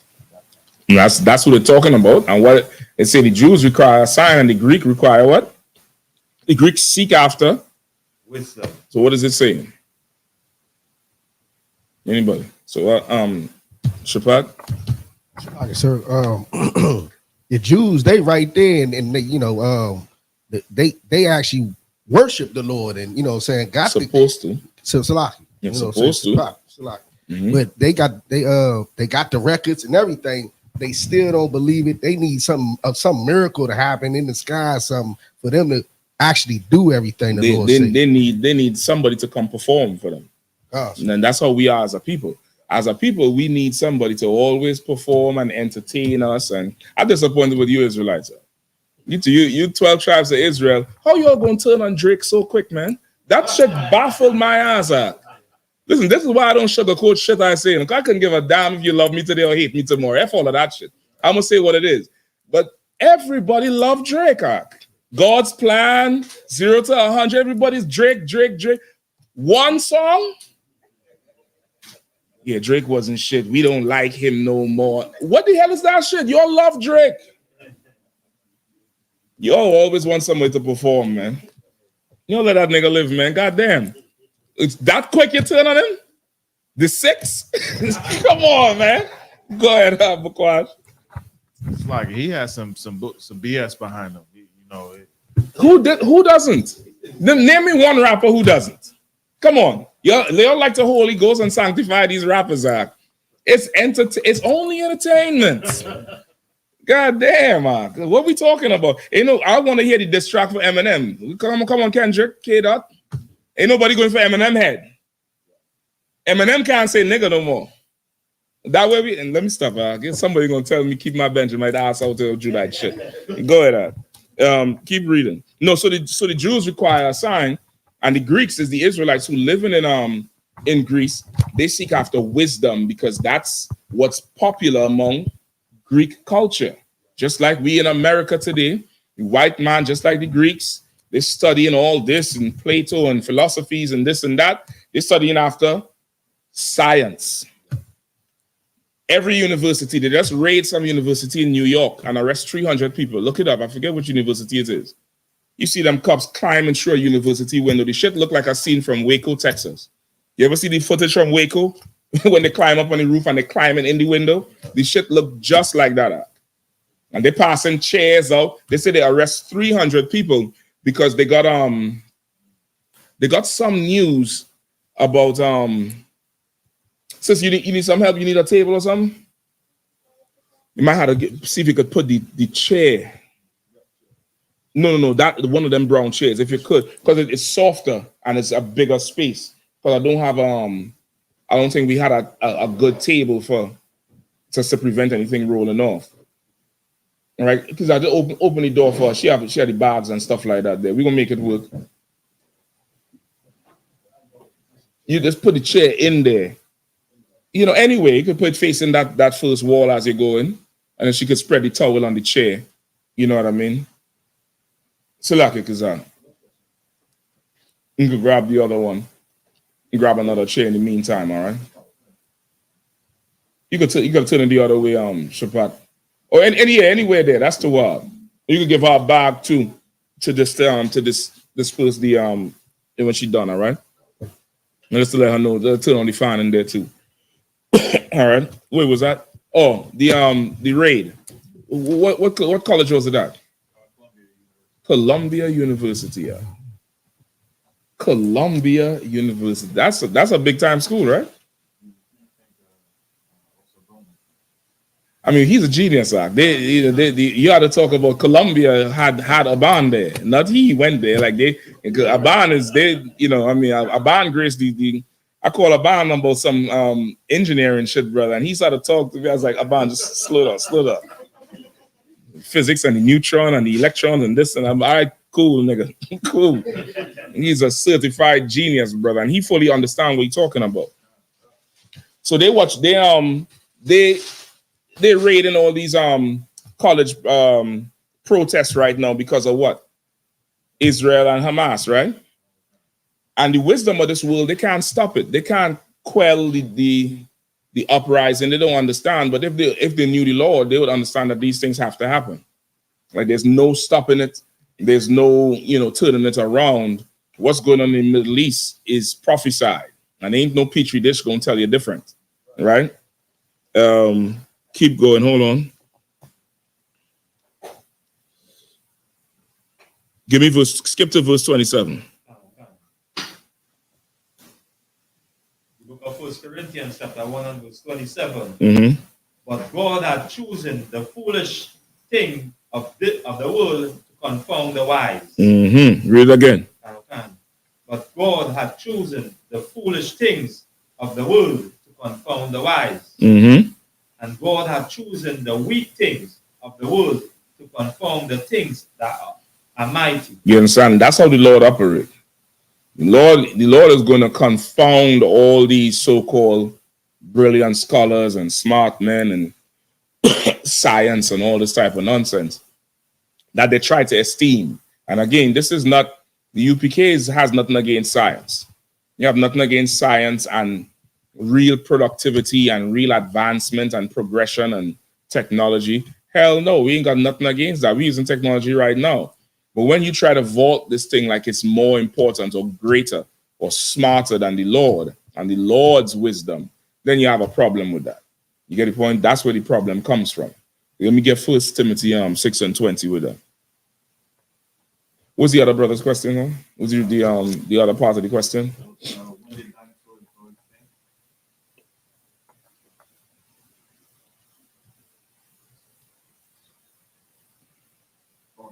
How did God go to us? No, sure. Who have it? 1 Corinthians 6:20. 1 Timothy, Salakia. The book of 1 Timothy, chapter 6 and verse 20. O Timothy, keep that which is committed to thy trust. Right? This is Paul telling Timothy, telling the brothers, keep that which is committed to thy trust. What is he talking about?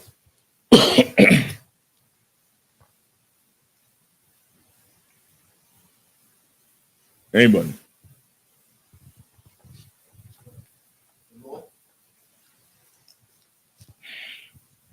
No, I ain't gonna take that. I understand what you're saying, but for the sake of these, fake Israelites, no.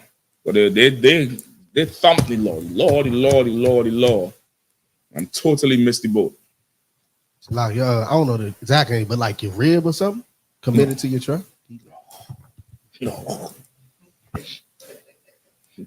Please scratch that from the record. Damn. Shit. A wave of silence came over me, brother. What? No. Go ahead.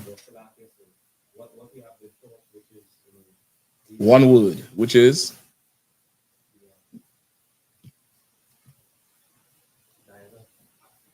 The truth. You were on you right there. You climb up that mountain. He's asking you to keep what has been committed to you. Read it one more time. Where you at again, 1 Timothy?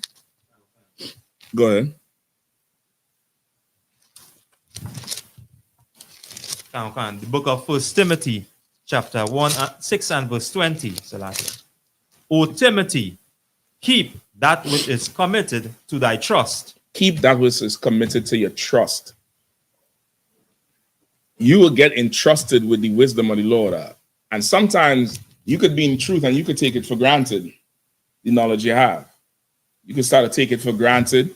You could start to get big-headed about it, that you know so much and nobody else know and you better than them. And that's, you get entrusted with something valuable. It's like a nigga come to you and give you this, and this is solid gold. And you pull your aside and say, yo, take this. Hold this until I come back. Hold this. Show other men so they could be waiting until I come on back. And you got to use this to recruit a whole nation. But you get entrusted with it, which means what? You can't take this and go do what you want with it. You can't take this and change the program. You can't take this and do what? What's the most important thing? You can leave the light on, sis. The brother gonna come grab the chair. Right? You can't take this and do what? Most important thing. You can't give this to the other nations. This is for Israel. It's you're entrusted with it. You get the point? You're absolutely entrusted with this thing. Keep this thing. Keep reading. Avoid profane and vain babblings. And now, what's one of the steps to keeping this thing? Shepard, do you have enough room to pass through? You sure? You need help?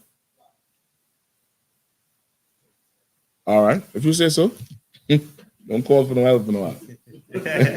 I'm joking. He's more than capable. Go ahead. Read it again, that last part. Avoid profane and vain babblings. That's one step to keeping what he was entrusted with. Avoid profane and vain babblings. Which is what? Something that's against the truth. Right? Babblings and something that's profane is what? Something that's a lie against the truth. right? Something against what you've been taught. You understand? Something that's against what you've been taught. Keep going.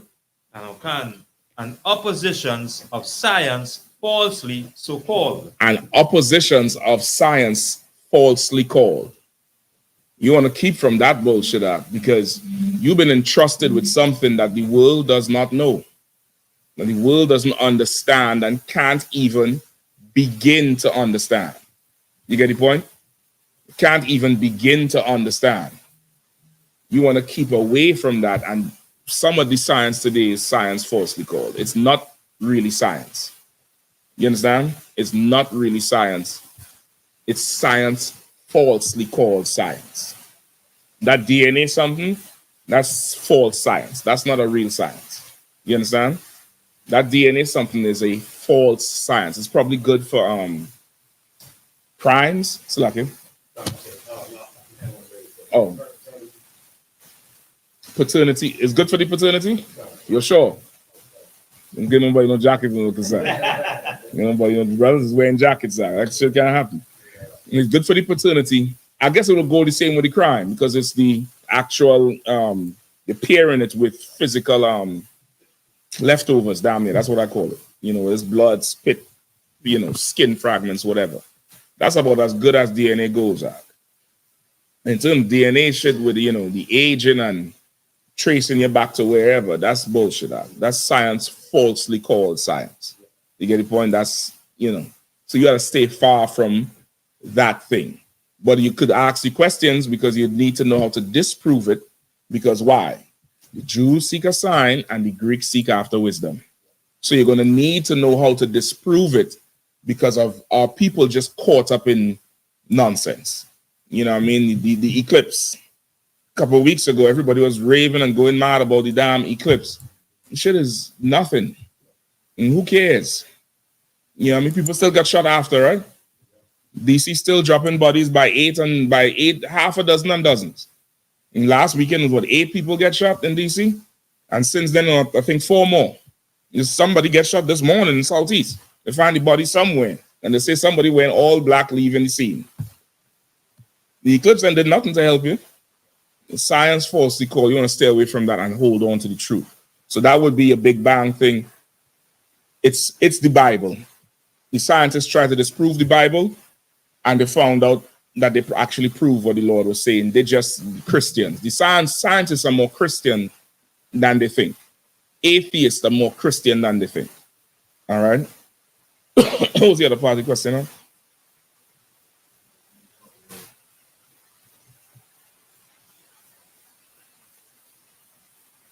Some about dinosaurs, right? Okay. Even that, what proof is it that they went extinct? And what's the proof that there were dinosaurs? What's the proof? What do they say? Anybody answer? You don't want to show your colors. Come on, warrior. Archaeologists always digging up bones and stuff of that nature. Archaeologists, I'm gonna correct that. Archaeologists always dig up a bone, not bones. That thing in the museum, that shit was not in the ground. That shit was never in the damn ground. They found a bone probably the size of this damn the screw or the size of this tape, right? And they went back and they get, you know, they put it in the think tanks and they sit down there and they say, this looks like a hand bone or knee bone or something. And say for an animal to have a bone that's a shoulder or whatever it is they found, this big, the animal has to be that big.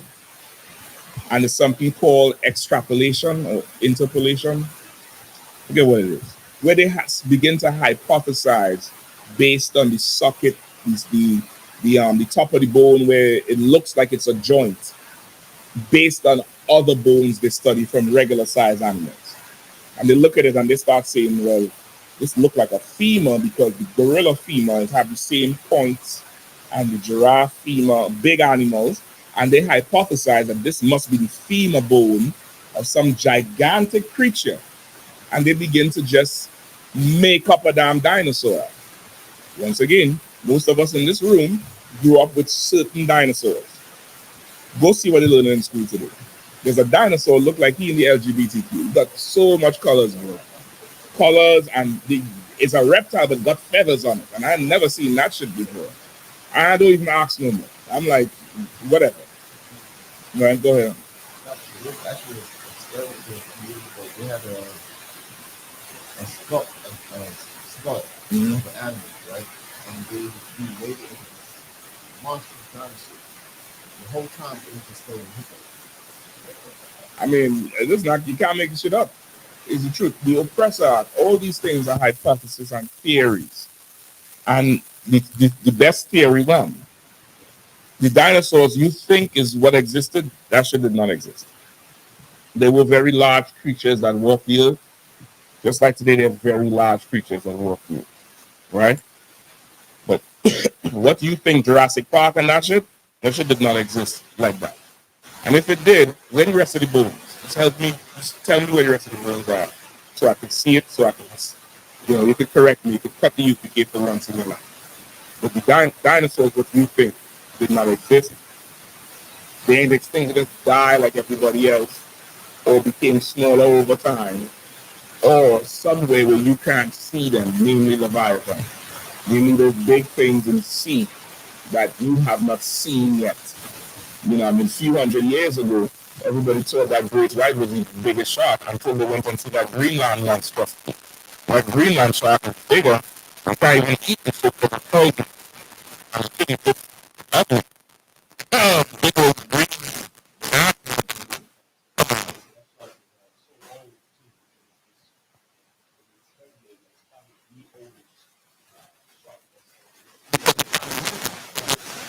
So deep, waters up there so cold. The things in the ocean that you never see.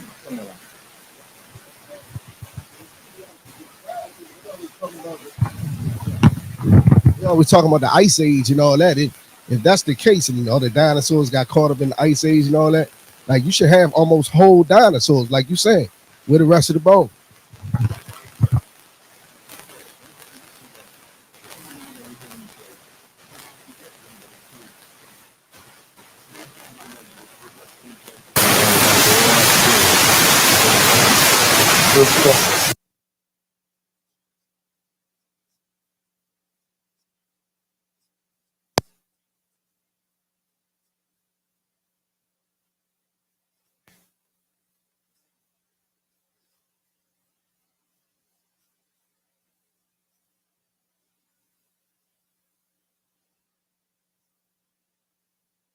I think them 4 scientists seen them though. Them 4 scientists that went down in that little that little submarine.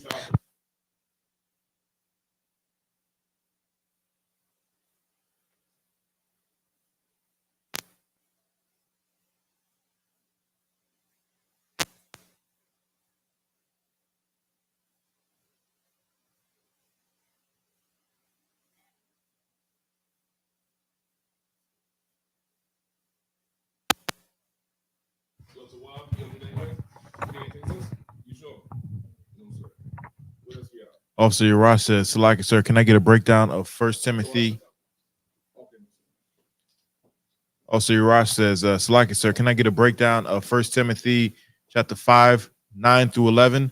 I wanted to know what a widow is in this context. What is the number, and why can't this widow be taken into the number?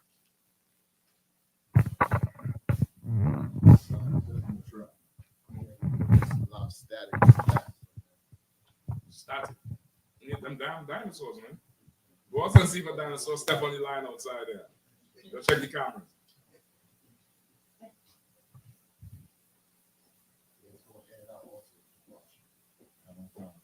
Is it a battery thing or is it just too loud?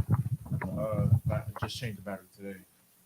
They are, and we had to switch that mics out. We had to get new mics. It's like I'm about to say just that every time that anything happens, just use that mic, put it up there. It's fine. So you just switch the mics? We could do that. So take this one off. On again. And see. Is it still staticky? Testing 1 2 1 2. Hold on. Just to make sure we have a switch it.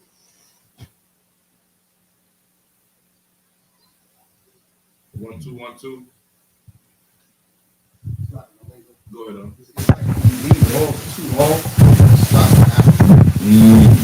Okay. All right, come on. 1 2 1 2. Sound too loud now? It does have some.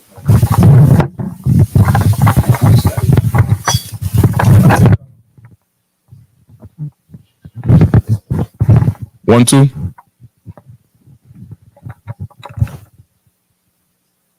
What's good now? Testing. 1 2 1 2.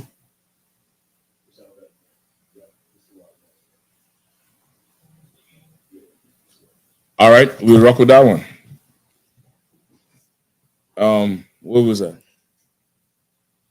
The First Timothy, right? Okay, from where? 5 and what? 9 through 11. 9 through 11. Okay. Go ahead.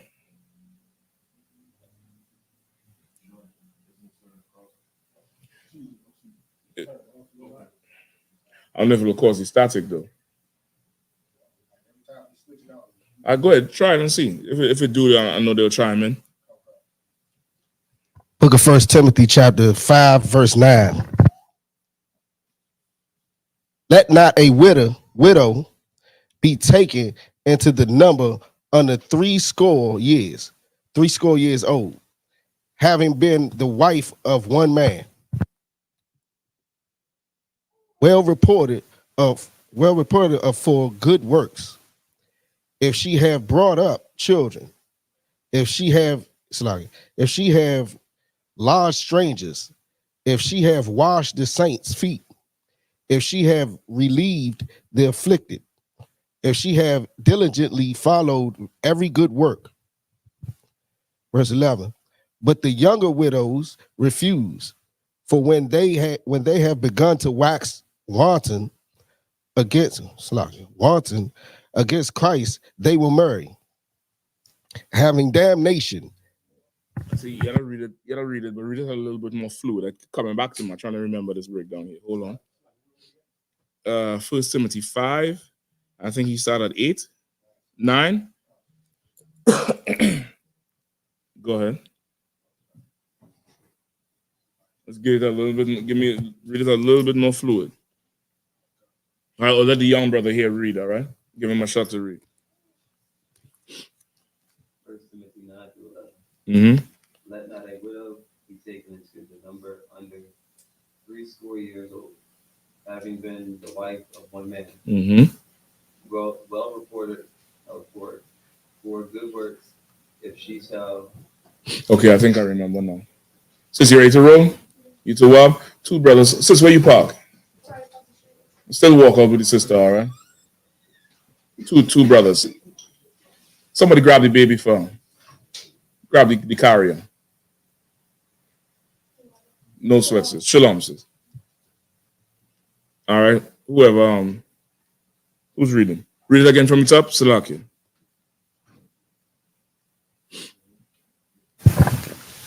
1 Timothy 5, verses 9 through 11. Let not a widow be taken into the number under 80 years old, having been the wife of one man. Well reported of for good works, if she have brought up children, if she have lodged strangers, if she has washed the saints' feet, if she have relieved the afflicted, if she have diligently followed every good work. But the younger widows refuse, for when they have begun to wax wanton against Christ, they will marry. Okay, I think I remember now. What's the one of the stuff? 11. 9 through 11. Okay. All right. Read it again from the top. Right. So all these things this is Paul telling some people.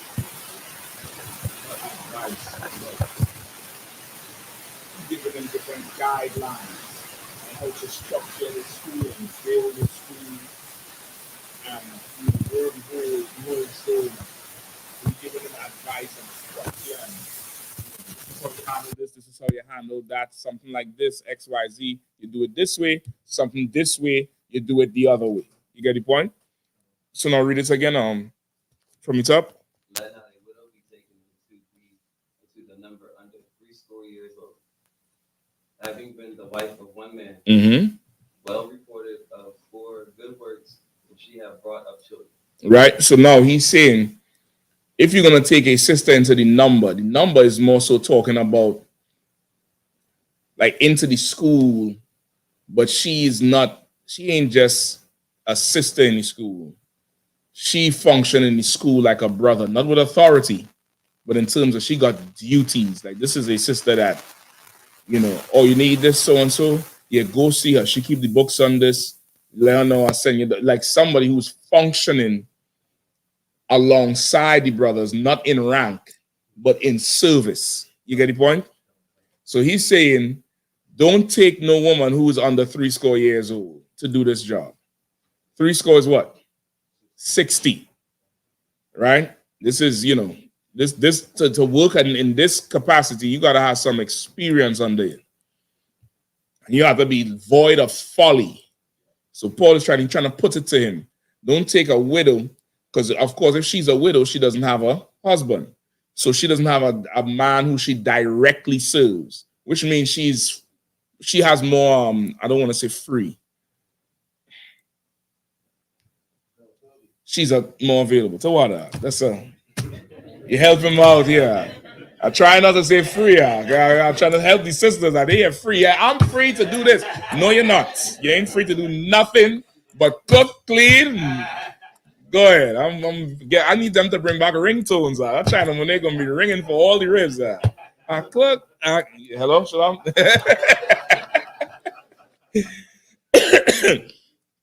Right. So he's saying if it's a sister, she don't have a husband. She's more available. She's a little bit older. Her kids gonna be older. She ain't tied with different things. Remember, Paul also said it. I think it's Hebrews or 1 Corinthians 7, where a married woman she's concerned with the affairs of the marriage, just like a married man. But somebody who is free, who is available, they'll go to fucking free again. They're available. They're concerned with the affairs of the Lord. You get the point? So now she's at that stage now where she could really focus in and help the brothers. So he's saying, don't take her into the number, meaning into the service along with the brothers. Again, this is not in rank, but she's functioning close with them. You know what I mean? She's a sister who can handle some shit. You get the point? Go ahead.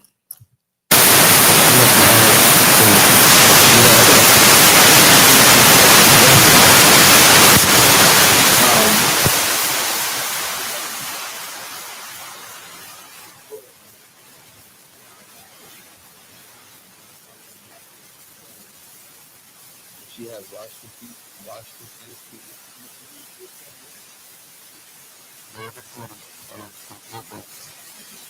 and I brought up children, and I brought strangers.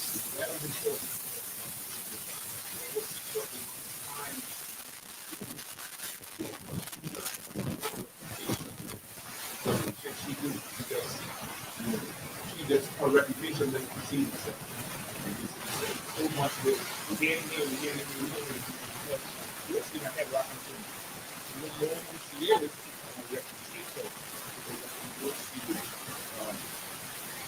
if she has to work on children, why is that even important?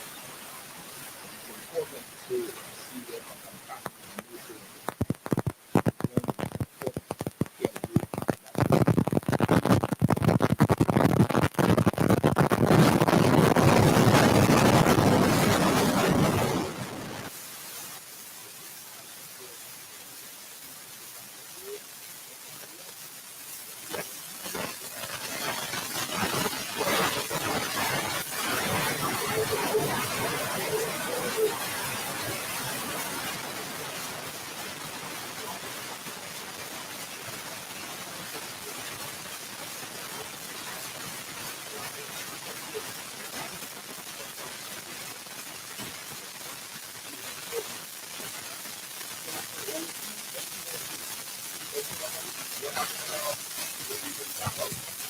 Sisters up there calming them kids the hell down.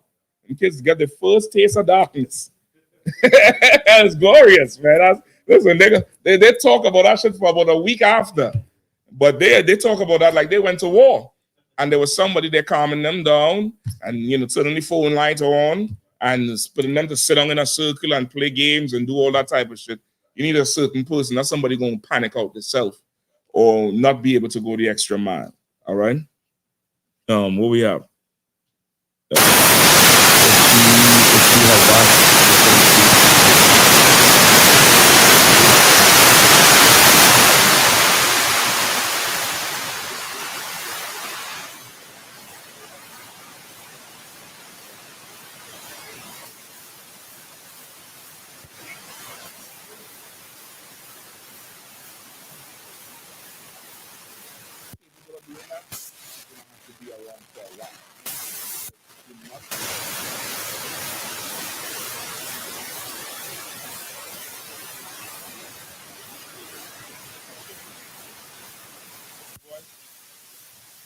Sure, after the second what, I just go out there and say, yeah, go ahead. Because I know from the time he see me, he just signed this. I try to keep the conversation. I open the door, he see big old gorilla come on. Yeah, man, I'm intimidated, man.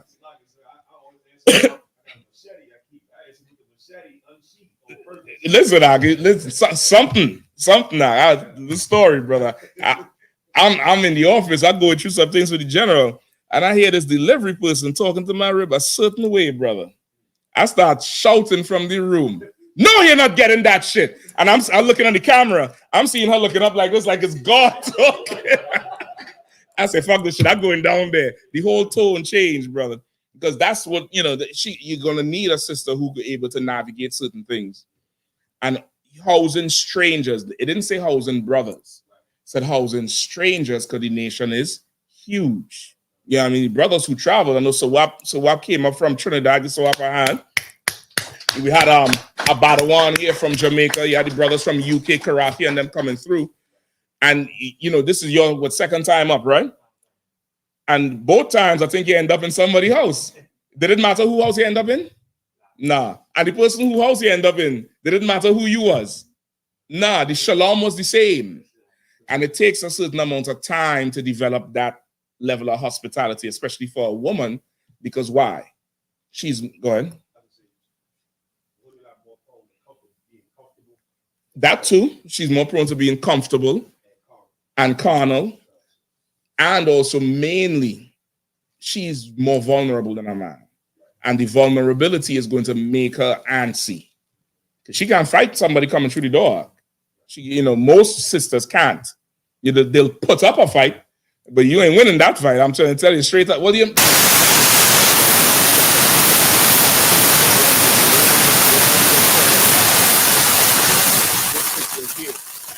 that's going to be the mugshot. After she does get a KO, yeah, and hits you with the GC and the when it comes to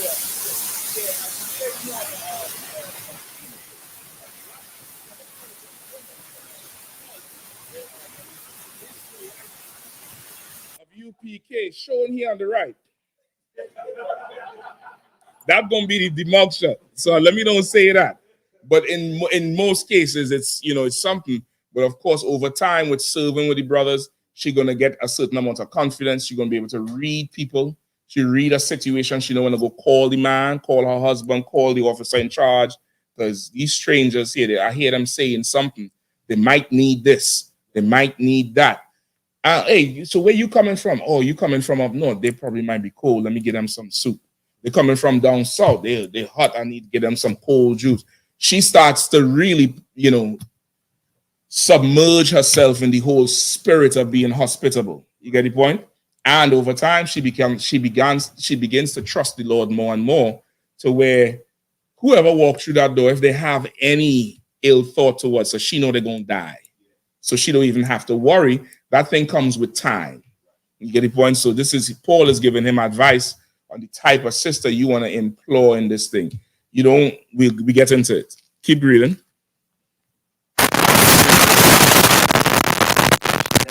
How was the song? Anybody say anything? All right, go ahead.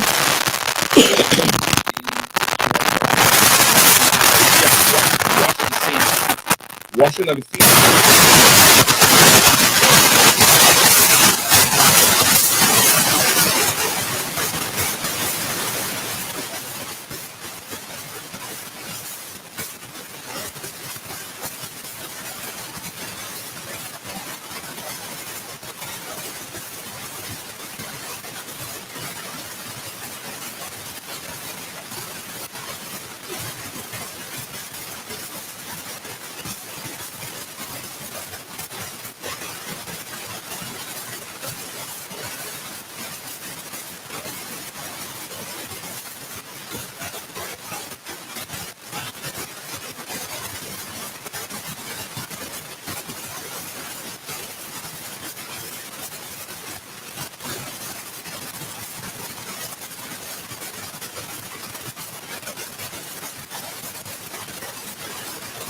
Kill that one.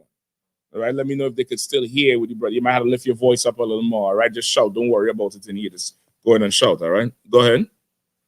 If she have diligently followed every good work. If she has diligently followed every good work.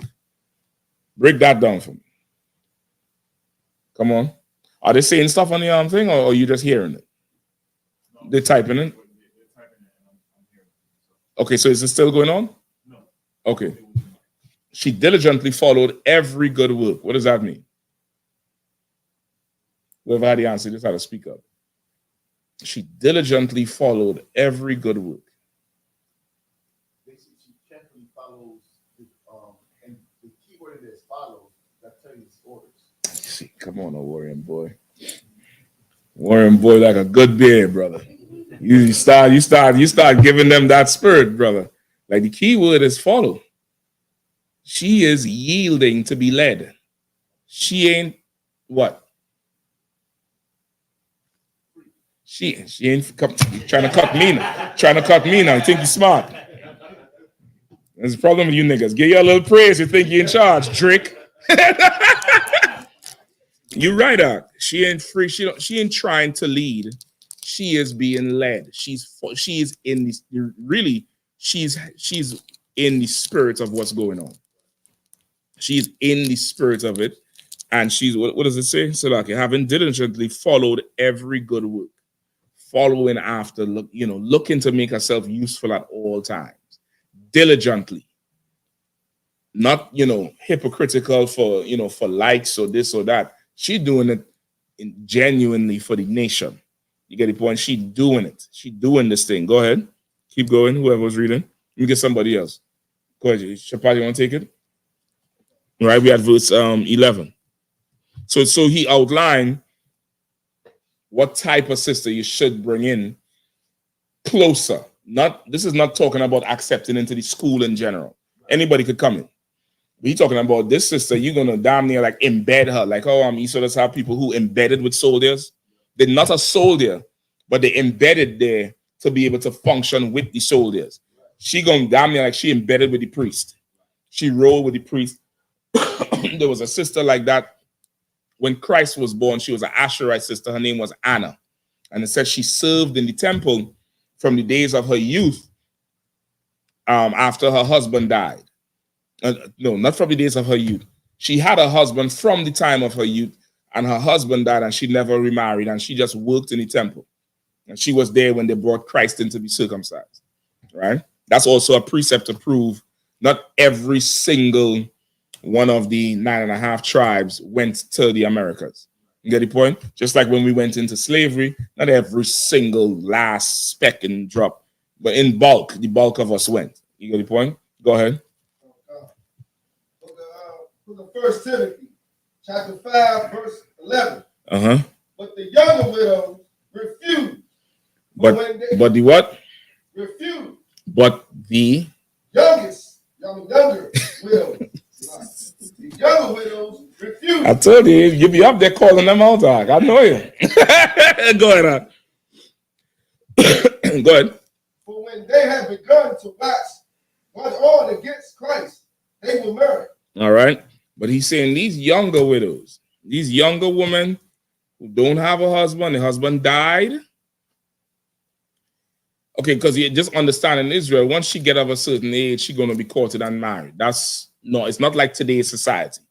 This is not like that. This is at that time the norm. You in your society is healthy, is growing up with the custom of it. It's similar to how them if you want to see it amongst us, more so like I know Levi do it heavy and them tribes, them Hispanic tribes, them Latino tribes. You'll very rarely find a Hispanic sister who is a little bit older with kids and there's no man. They usually have a man from 15 and have a ton of kids and it's with him all the way through. With the heathens, you see it with them Arabs and them. But once she get 20, she don't pair up with a man and that's that.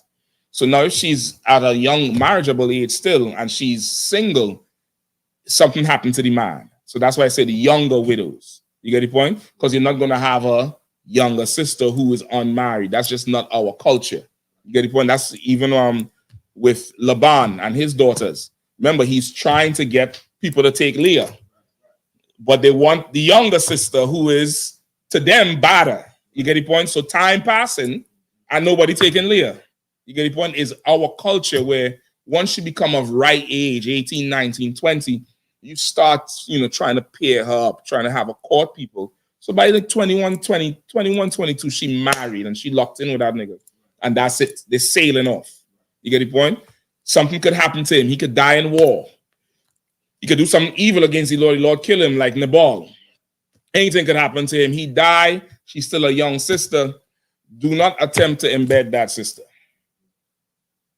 The younger ones, refuse them. They might be coming, sir, I just want to work. I'm heartbroken, blah, blah, blah. I hear you, sis. I hear you. I understand. Go ahead. No. That's not for them. That healing talk is for them hoes. Them hoes, that is healing. They got to heal because they're wounded. You only get wounded in war by dealing with many.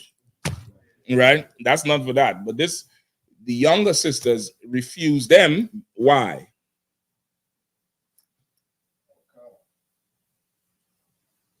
For the younger sisters refuse. When they have begun to wax once on against Christ. For when they begun to wax wanton. What does that mean? Let's look up wanton. Look up wanton. Give me the definition of wanton. I'm gonna look it up with you. Cruel. Of a cruel or violent action, deliberate and unprovoked.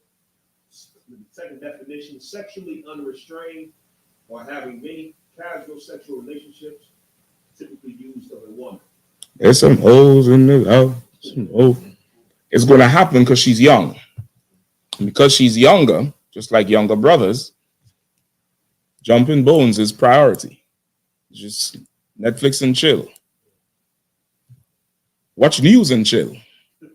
Watch the commercial and chill. Anything and chill. It's just a not criteria, but it's something that comes with youth. So because of that, what you don't want to do, wisdom would tell you, this is a younger sister. Let her pair her with somebody right so she could get fire all the way until her age. And this brother could get pleased all the way until her age. You don't want to do two things. You don't want to now burden her with this thing when she's in a different stage in her life. And two, you don't want when you don't want her getting depressed over not having kids yet when she's watching the kids, like what we read about. You don't want her now entertaining strangers as she opens the door. Why won't you come in, sir? And really entertaining strangers because now she hot. You get the point? She's young. You get the point? She's not tempered with the marriage. The marriage is going to temper her because it's a union where it's like you could get it when you want. You understand what I'm saying? And that reduces a whole lot of compulsive urge. You understand? Like if you don't get food all the time, when you get money, are you buying just anything? You're going to buy something just because you don't eat all the time. You don't eat like that all the time.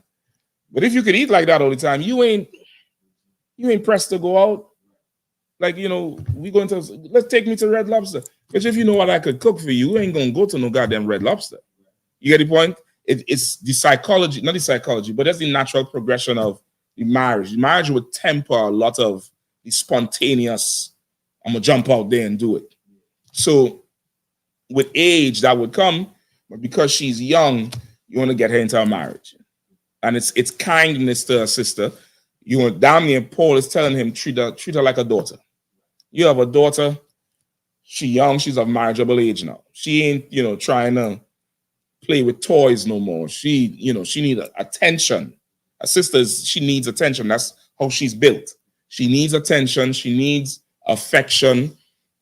She needs that type of thing on a regular basis. In fact, also to give me do I want that? Not really. She needs it, right? You don't want to now have her in the work. It's going to cause problems. It's going to cause problems. Let her just go marry and be a wife to somebody. You get the point? That's the stage of her life she's in. Let her go do that. Let her make babies that could now come either if it's brothers, they could be in the priesthood with you. If it's young sisters, they could be raised up for some brothers. Let her go do her duty. He's advising to not have the younger sisters in there. They're not mature enough yet to handle that job. They could do another job. They're going to wax wanton. They're going to want to have sex. They're going to get frustrated easier, which is where you get the cruel stuff from. They're going to get frustrated easier. I don't have to tell you, we Israelites, a woman get frustrated really at any age. But I think it's a little bit easier when they're younger because they're not so much experienced. They tend to do a ton of dumb shit. Say a ton of dumb shit. You don't need that embedded with you. You understand? You don't need that thing going on there. It's just wisdom. Just let her go. Let her go live her life. It's kindness and wisdom, and it makes sense. You don't want, you have now a whole age group of women that have a ton of degrees and the big house and the car, and they reach a stage now where they're not in the 20s no more, but they don't have a man. And that's an epidemic in the black community. And now they're starting to complain, and they're saying what? They're tired of this shit. I think even right now, they say mental health amongst black women is at the highest it's ever been. Because she's the weaker vessel. Let her go marry, man. What are you putting her through all this dumb shit for? Let her go marry. Now, that's not to say still don't go get qualified. Go get qualified and do all of that. But your fulfillment comes from that role with your husband. And all your needs going to be met. All the needs that really need to be met is going to be met there. And you could function and learn as you go along.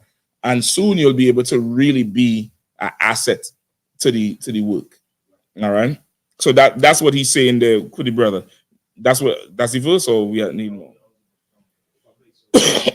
Silaki, go ahead. Go ahead. Nice and loud, all right? So at least this going here. 1 Corinthians chapter 7, verse 34. There is difference also between a wife and a virgin. Mm-hmm. The unmarried woman careth for the things of the Lord, mm-hmm. that she may be holy, both in body and in spirit. Right, the unmarried woman, she cares about the work. The one who is not bound to a man, she cares about, what she could do in the work. She could cook for the brothers if she could do this, do that. Go ahead. But she that is married careth for the things of the world, how she may please her husband. Right, and that's just how life is. And it's not a sin, it's not bad. Right. But you have to understand where people is at in the stages in that life. You got to understand, what's really going on with everybody. So now you could make the best decision.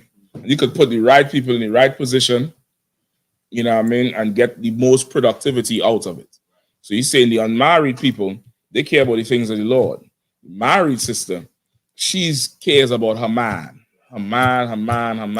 this, that, the other. And that's fine. And that's healthy. She should care about that brother. And if that brother is wise, he would now tie himself to the work so that, as the Bible says, her desire shall be his. Like what he want to do is further the work. So her mind is, how can I help this man further the work? Which is still a help. But you can't embed her though. You can't put her, with the men to work so closely. She could work with her husband. She get a little older. She gets some experience under her belt. She understands the spirit of how things go. She can roll. You get the point? That's what this is saying here. Like what makes sense too. What you're breaking down is so heavy. As you're speaking, I'm thinking about my experience growing up in church, being in church, and the church literally does the complete opposite of everything we read. Like the church is devoid of wisdom, whereas like you put, like you said, all these younger sisters in these positions, and it's not giving them an excuse to be holy. And there's somebody putting them in these positions. Exactly. That's what happens. Somebody is literally putting them in them positions. Meanwhile, you got all these older sisters that are not being put to, not necessarily put to work, but are idle because the focus is on making doing the opposite of what we just read. Like That's it. Is where the Bible comes to life. Because as you described it, I'm comparing the school to the church, and I'm like, damn, I got so many different examples of how we do that in here. That's it. That's exactly it. And the older women in church so idle because they was once the young hoes. Exactly. And now they're old and they're all sitting down there. You see her? Mm-hmm. Look at her. And because they can't compete with that young tail no more. When it shouldn't be like that. It should be they up there. The pastor, I'm seeing using the church example, of course. This brother want this and the brother want that, and I need to cook this. Sis, you mind mopping the floor, something. And then the young says, hey, congratulations, sis, I heard you got married. When's the baby? Oh, he coming along. And they could pass on, baby experience. So, oh, you getting morning sickness? Well, I used to drink this tea at night, and you should do this and do that and blah, blah, blah. That's how it's supposed to be. But it ain't like that. It ain't like that no more. It's, madam, old ho, and young ho. Get the point? That's really what's going on in the church. Is the opposite of this, which right, Christianity is so satanic. I mean, any other? Come on, Warren.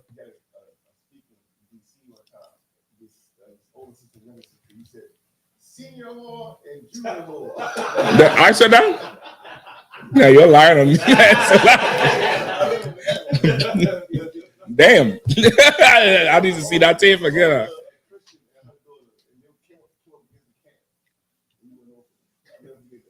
They probably deserved it. They probably deserve that shit out. I can't be held liable for what I say on that podium. You have to understand, it's not me. It's not. I'm talking to Christian. It's not me. It's him that working through me. I don't know. They probably deserve that shit. It's a lock here. Senior ho and junior ho. I literally said that shit. Damn, that's rough. No diddly. All right. Any more questions? We good to go? You sure? All right. So I think that's about it. Anybody got any questions in the class? I didn't want to go too late. I know we was doing the Christianity, the leaders, but you get the point with the leaders. All right. With that, pass the class over to priest and Officer Shapat.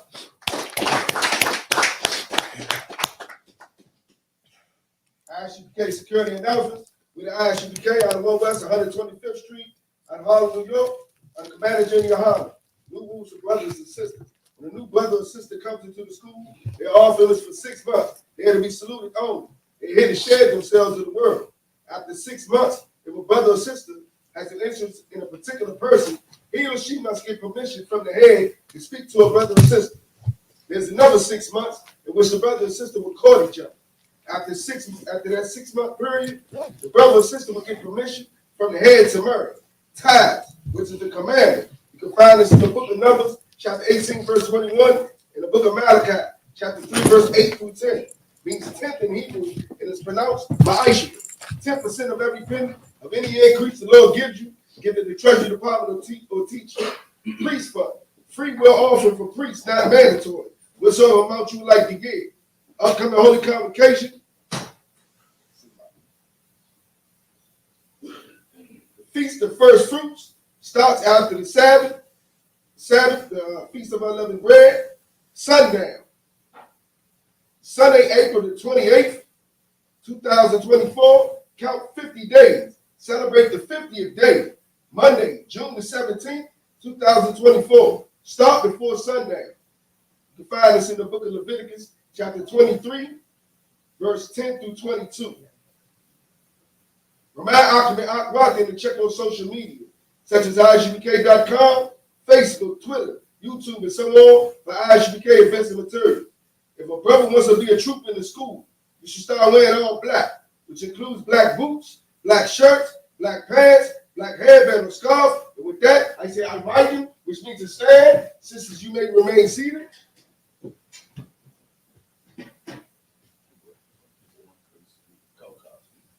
Go give a courtesy salute to the teacher. Men of Israel, Imam Shabbat, Imam, Barak, Yahweh, Shini, Shabbat, Yadu Matah, Saw, which means to turn. Sisters, you may stand. I invite you. We'll give a courtesy salute to the sisters. Men of Israel, Imam Shabbat, Imam, Barak, Yahweh, Shini, Shabbat, Yadu Matah, class dismissed.